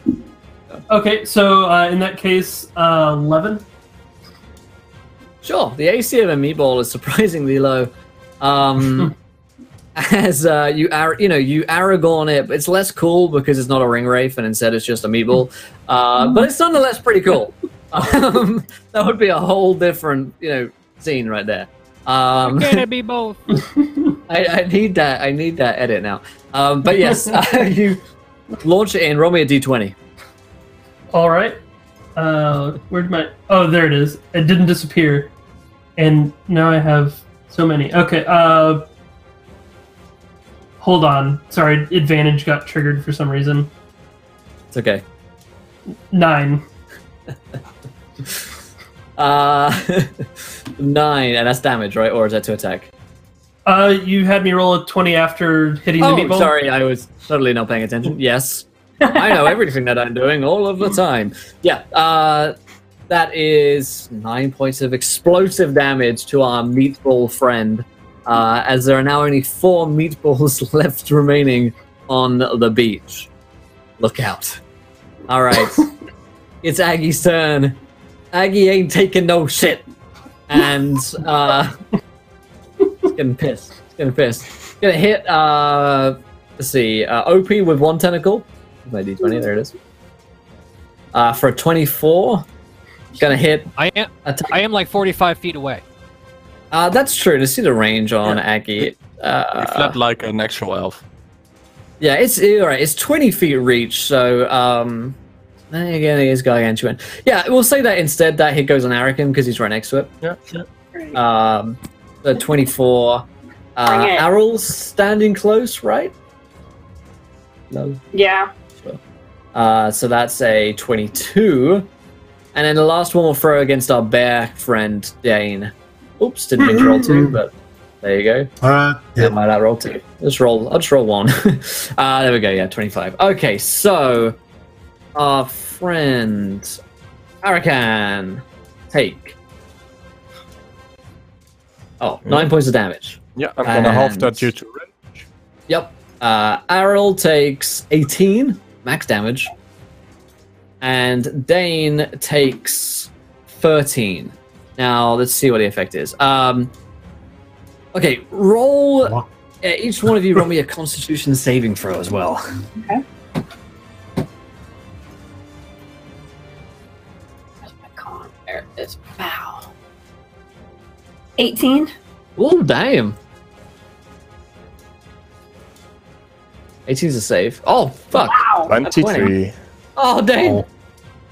So this actually remarkably perfect. Because this is a disease, and I think Dane probably has a lot of diseases. You should roll an advantage. Just gets slapped by a tentacle. It's like it's my birthday. What? And, so this doesn't have any immediate mechanical effect on you. However, after a minute, you are going to become, your skin becomes translucent and slimy. You can't regain hit points unless you are underwater. And when you are outside of a body of water, you take 1d12 acid damage every 10 minutes unless you moisturize your skin. Unless you apply some kind of moisture, dare I say it, lubricant, to your skin. You take 1d12 acid damage each 10 minutes. Won't affect you right now in the fight, but something to be aware of for Dane as his skin starts looking real slimy. All right. Can we see a difference, actually? Yeah, well, that's The, a good the better point. question is Dane smart enough to figure out what's going on? Where my skin hurts.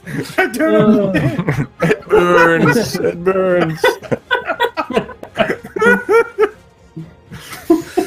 It burns.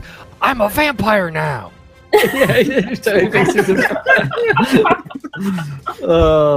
that's all right. That is Aggie's turn. OP, what you got for us? Okay. Quick question: is there some sort of like rock or something nearby I can like run up and leap off of and try to like? Absolutely, there is. Yeah, I'm gonna do that and try to stab him with old stabby. Well, Stabbaroo. That's +5. Yeah, so that's a That'll short do sword's it. gonna hit. +3. That's 5 points of damage.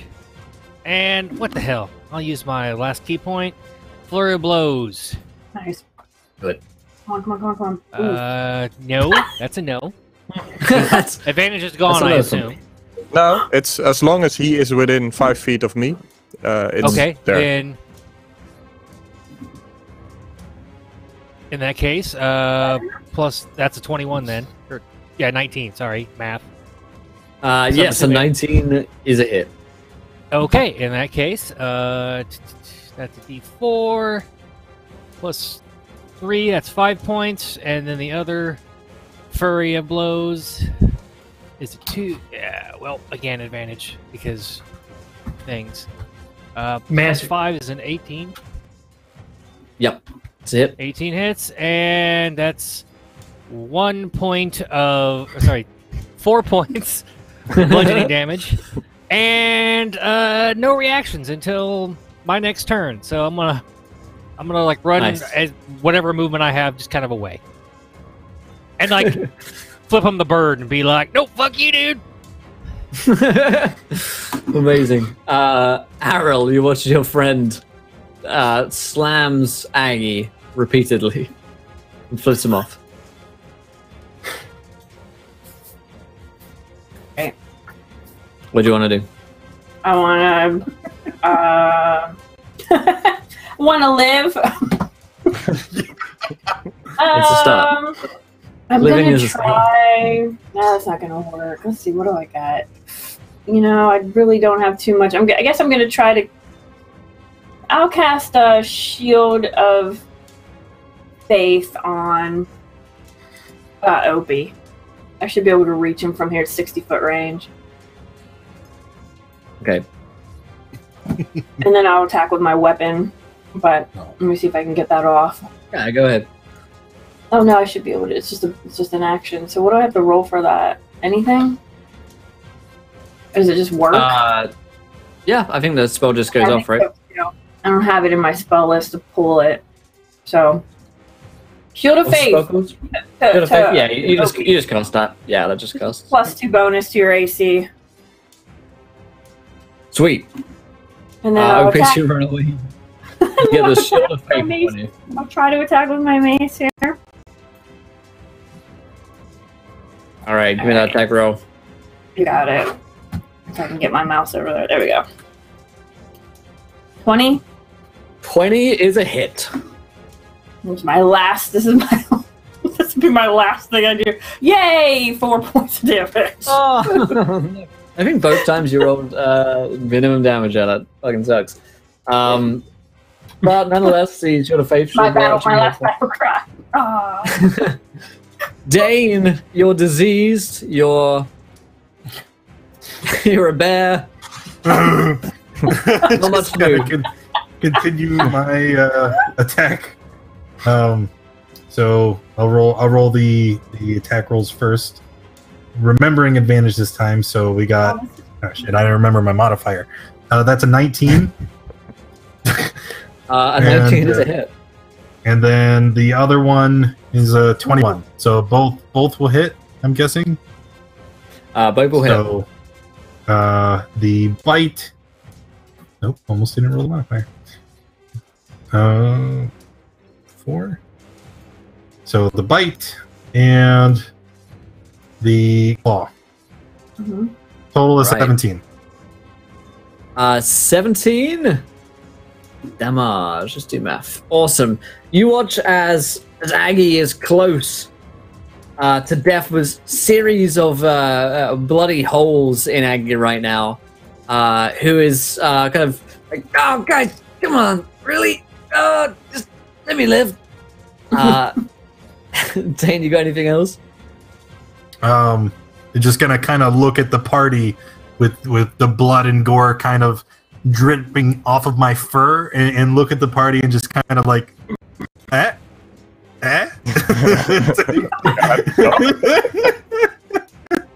That's it. Good stuff. Hurricane. I say, good boy, and I go for the head. All right. Give that attack roll. Yeah.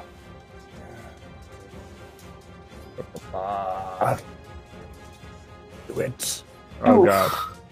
Oh, That's a 2. That's a 9 with advantage. Like Yeah, absolute that's- minimum. It's not going to make it, Yeah. unfortunately. Alright, alright. Yeah, that's all I got. Alrighty. Okay. So I'll swing and a miss.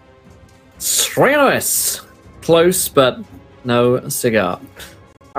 That is then Alexander's turn. Come on. all right. So I'm gonna charge forward, drawing out my one of my sheathed scimitars, and make an attack with advantage. So that's going to be 20 to hit. 20 is a hit. All right, so that is going to use my defensive flourish again. So the Bardic Inspiration, that's going to be +6 to damage and AC. And then 11 plus 3, so 14 damage for my first hit. And then I'm going to use my bonus action to attack again. And that's going to be a nat 20. Oh, damn! Give that damage. All right, so Aggie is so close to death. So there's 6 and 5, 11, so another 14 damage. Holy shit! How do you kill Aggie the Aboleth? Well, I'm going to take Yeah. one scimitar and slash it across the neck. And then I'm going to take my other scimitar and just like stab it right up through the gash that I just made, pull it out, and take a step back as Nice. it falls down. Yeah, you watch as Aggie's like, no, all I wanted was meatballs. As Alexander just Death cry ever. brings down the last blow, and Aggie slumps back down into the ocean with his gigantic corpse, displacing a huge amount of water and crushing several of his slaves in the doing so. As soon as that happens, I draw out the net from a pouch and I throw it over his head and Yes! start dragging him back on the shore. That's what I wanted. I got wanted it. pieces of. Thank you. I got him. Yeah, you. Erica, You you guys are. suck. I knew I knew it. I knew we were I got tight. strength 20, Slice him so yeah. I'm going to flick the blood off my scimitars. I'm going to try and sheath them. I'm going to try and heal the crushed slaves. Yes. Several of them are beyond repair, as they have been crushed underneath the weight of Aggie. However, one of them, this elven male, has survived through only due to the fact that there's a meatball between him and Aggie's corpse, and the meatball is sort of wedged in such a way between a rock and Aggie because it's so hard that it has saved his life, and he survived in between. The slaves are coming out of their daze as they're no longer under a spell. He's like, where am I? That's all right. Where's my wife?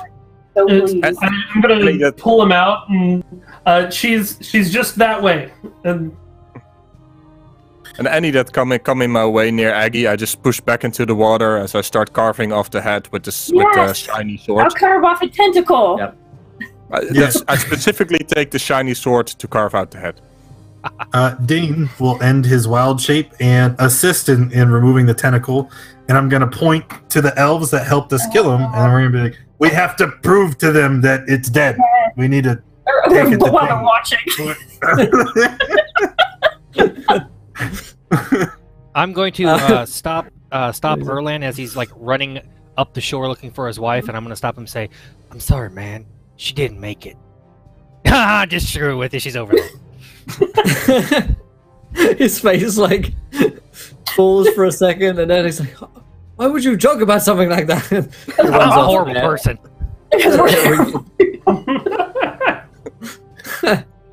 Terrible people doing that. Yeah, the two of them are reunited, and Talion steps forward towards you, you know, wiping blood off of his sword. And he's like, "Thank you, friends, for having defeated this creature. Your payment's in full, as promised." And he hands you like a big sack of gold. Thank you, Talion.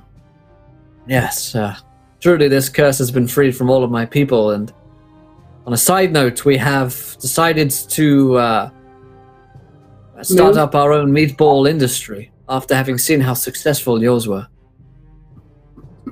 Well, never doubt. Wait, you're stealing our ideas? I mean, a meatball is not your idea. It's But Hey, it's so Start well, cracking my knuckles. And mushrooms is that is our intellectual property. That's, Don't worry, Opie. They don't know your secret ingredient. That's right, Opie. Don't worry about it. We've all been Have your talking people- about mushrooms now forever. like we literally just said it out loud. They don't. Have your people never heard of the They copyright probably lich? don't know, though. The copyright we're lich not will interested. attack your people. We're not Do not mess interested with the in copyright lich. a mushroom-based meatball. We're looking for something more refined. I'm sure it will not coincide with your intellectual. Fancy meatballs. Right, not a spicy one. A fancy. Mhm. Guys, that's I'm all gonna right. Forward kill to the trying wrong them. thing. I can hear you. How long did it take before that disease kicked in, by the way? It's Oh, yeah. 10 minutes, I believe. Yeah. The first one was 1 minute, right? And then after Maybe that, one- yeah, 10 1 minute minutes and then per 10. tick. So probably at this time, Dane, you let's see, let's probably do up. You take 5 points of acid damage. I can Um, do that. Don't you're not worry. like Why You're is not the bear like shouting? I got No, you. no, I no. got you. Okay. Oh, you got it? I Okay. can wound you. There you Oh, go. I've got a lesser That means restoration to heals cure for the it. disease. I don't understand. Unfortunately for Dane, lesser restoration is not enough to cure this disease. Oh god! Everything hurts. Lesser restoration isn't? Nope. Oh, this is like a super disease then. That's okay. I'll just spare the dying on you, and then it's Dane we're talking about. I mean, I imagine that Alessandro was passed. don't worry. Yep. Well, Yeah, I no, suppose we anything need to either. find you a. Yeah. We need to find you a doctor. Yeah. Don't worry. We can. This, I can spare the dying on him. We'll keep him. We'll keep him like in a stable state, and then we'll drag him back Oh, to the no. city for heals with our money. Yeah. You need a 6th level disease curing spell or higher to. We'll find it in the city. Maybe the elves have one. We don't. We don't. What? we can I just we can take him to Waters Deep. There's a number of temples there. Perhaps one of them can help. So Dane's a simple man, and the acid feeling on his skin, it's very hot, it burns. So he's just gonna run over to the nearest source of water and start like trying to cool it. And then after Yeah. realizing that kind of helps, he's just gonna just jump in. It's like, I don't know, someone's well or some shit. He's just like, fuck it. He just goes right in. There's a perfectly good sea, like just behind him. He didn't figure it out, man. He didn't get that far. It's just like- So much for fresh water. Time to learn a fish shape or something. Right. I can't. It's level 4. Only level 3. Hey, did we get any experience Hey, for? Yeah, here's what I'm gonna say. Like, I'm gonna you keep guys her. will You guys can level up. I mean, like, it's a one shot, so who gives a fuck? But you guys can level up, which in this case will give. She's awesome. We'll give Dane the liability. Yeah, I guess I'll live out the rest of my days as a fish. No, we'll get to it. He just disappears into Swim the to water deep. Guys, I guess this is my life now. Not in a while. I get a bucket and fill it with water and put the Dane fish in it. Yeah. Or we just swim. He can swim to water deep, I bet. Can Oh. we have druids we have talk Dane in the while they're sea. shaped? And the half in the stars. Huh? Fish. Can druids talk when they're shaped? No. No. No. Else we would have gotten a Family Guy situation with a fish in a barrel. So, like, later on, I think Dane's legend is that he is the he's Xanathar's goldfish. You know, like, he eventually makes it to, like, water deep and becomes... No, please do that. Don't tell the Waterdeep players about this stream and just do it. Right, right. Like, why is he going into such specific detail about this fucking fish? Amazing. So what I want from you guys now, as you know, I look at the time and we're close to the end of this adventure. What I'd like for you guys to tell me is just go around and just tell me what happens to your characters. You know, like what do they retire? Do they continue to adventure? What fates befall our adventuring friends? Let's start with Opie. Well, see, Opie, being a simple man, continues to adventure, continues to go out and see what's out there, enjoys his centaur races, and is eventually destined to partially own a wizard's tower that a Lich once had, but, you know, Lich went away. But after that, he's just going to kind of kick back. Maybe start a brewery. You know, operate Maybe some sort of mushroom-based? racing track. What was that? I said maybe the brewery is mushroom based. You know? Like a mushroom brew, yeah. Yeah. So yeah, you know, starts a racetrack, has, you know, organizes all sorts of centaurs to come, you know, come race. Yeah. Nice. Simple, man. Awesome. Simple. Simple pleasures. What about Arakan? Where does he go? What happens to him? Well, he has one destiny in life, and that is to reap glory as the greatest monster hunter of Waterdeep. Which either he succeeds or he fails when he tries to tackle an even bigger fish than an Arbaleth at level 4. However, he will probably do this with his friend Errol, the Bloodletter. Yes. Because they are of one mind when hunting. Right. Let's go to Errol then. What about Errol? Yeah, Errol is definitely going to travel with Erican. She's going to go back to her clan, Bloodletter, prove that Freya of the Mongoose clan is dishonorable, her arch enemy, and I don't know, maybe raid that clan, maybe have her clan take over that clan. I mean, Sure. Freya was supposed to be their folk hero. She's a total failure now, just as she has always thought she was. Once that comes to fruition, it's back to traveling with Erican. Our goal is to be the greatest beast hunters, and I want to please the Beast Lord. Yeah. Hashtag please the beast. Taking donations for fights. I take that in a variety of contexts. But what about let's see, what about Alessander?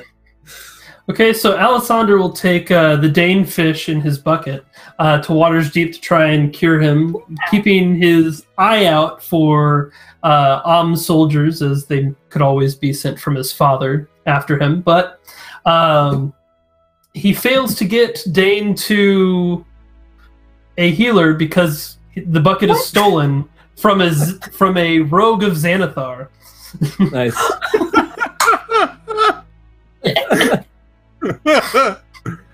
Amazing. And then last but not least, Dane. Tell us. How's it go?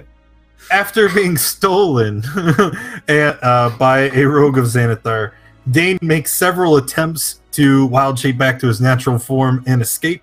But after realizing he cannot be outside of the water for great periods of time or suffer excruciating pain, he eventually resigns himself to living the rest of his days as a fish. And eventually he is renamed as Silgar. And he is one of Xanathar's most prized possessions. It's a beautiful love story. I don't know how we got from 5 explosive meatballs with David Hasselhoff's head to this, but I really... Could be worse. I live out the rest of my days protected by a beholder, and I'm fed, so... Yeah, I mean, you get to be a fish the whole time. You're a fish. So, it worked out just fine. Oh my god. Well, my friends, that is how we end the first one-shot on a 48-hour stream with this fantastic game filled with Hasselhoff, filled with meatballs, and, of course, pleasing the beast. Hopefully you guys enjoyed it. We're going to wrap up here, and we're going to head into our next game in just a few minutes' time, which is City of Mist, Museum of Great Tragedy. So stick around for our next game. Hours 3 to 6 coming up here on a 48-hour stream. And in a couple of minutes' time, we'll be running the giveaways as well. So stick around to win some Fancy Grounds licenses, some PHBs, some dice, and some Idle Champions codes, and, of course, some PDFs from Mage Hand Press. But let's, my friends, go around the cast and crew. Did we enjoy ourselves? And, of course, where can we find you guys online? Let's start, go around, as always, with Hermley. Great job tonight, my friend. OP was awesome. Thank you. OP is my go-to one-shot character. Can see that. This was ton of fun. Yeah, I am at Hermley on the Twitter. I do art, things like that, commissions. Yeah. This was great fun. You guys are all awesome. Chat was awesome. Except for Charlie with that wild magic surge. That was... I used the sword. Yeah. Well, I'm just saying, it had a decent result, but I know what she was thinking. I see you. Awesome. That's right. Thanks so much, Hermley. Great stuff. Definitely check out Hermley's art. It's fantastic, and there's a bunch of stuff that Herm's done for Encounter Roleplay, including some t-shirt stuff that you can check out. I think it's come on. I don't know. Awesome stuff. Bastian, great job tonight. Eric M was fantastic. Yeah. Thank you. Was great, and thanks Hermley for Happy, the portrait last week. That was the last game I played on stream. That's so this is like the 3rd time I actually play on a stream. I play Exalted weekly, and I do all the behind the scenes stuff anyway. It was fun. I lost most of my voice yesterday working, so Arakan was the perfect opportunity to not be bothered by losing the voice. So had great fun, great synergy. I love how the cleric, who's normally the most caring person, was as bloodlusty as the rest. And yeah, pretty much the smartest of the bunch, right? As a barbarian. Totally. It's great when and basically Alessander makes a plan and we ruin it. That's the perfect synergy. Yep. Great stuff. Learn Great stuff. Yep, learn to pivot. I think it's the motto of this team.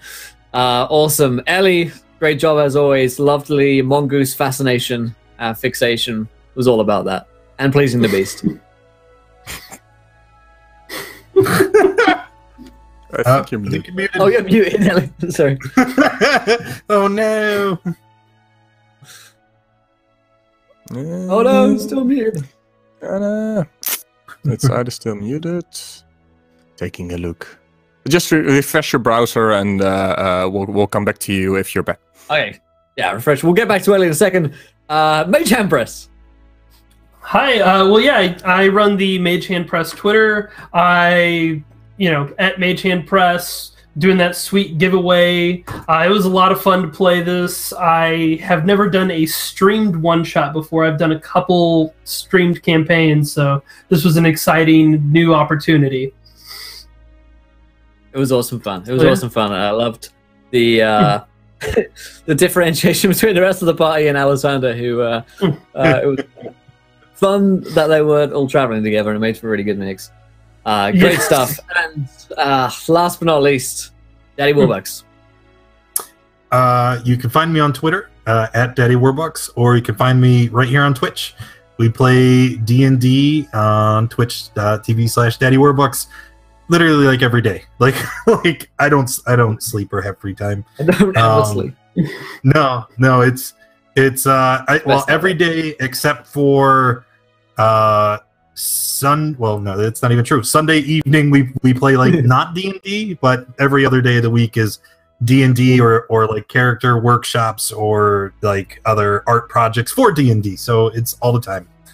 But that's where you find me. Absolutely. Definitely go and check out Daddy Warbucks' channel. It's a great time. And like I say, never sleep, so you can always watch it, which is the best. But we're going to head into our next game, friends. We have City of Mist, and we've got some fucking giveaways to start going. So get your fingers ready in chat for that. Don't know how involved your fingers are going to be. We'll have to figure that out. But thank you guys for joining us. This game has been so much fun. Oh, Ellie, you back?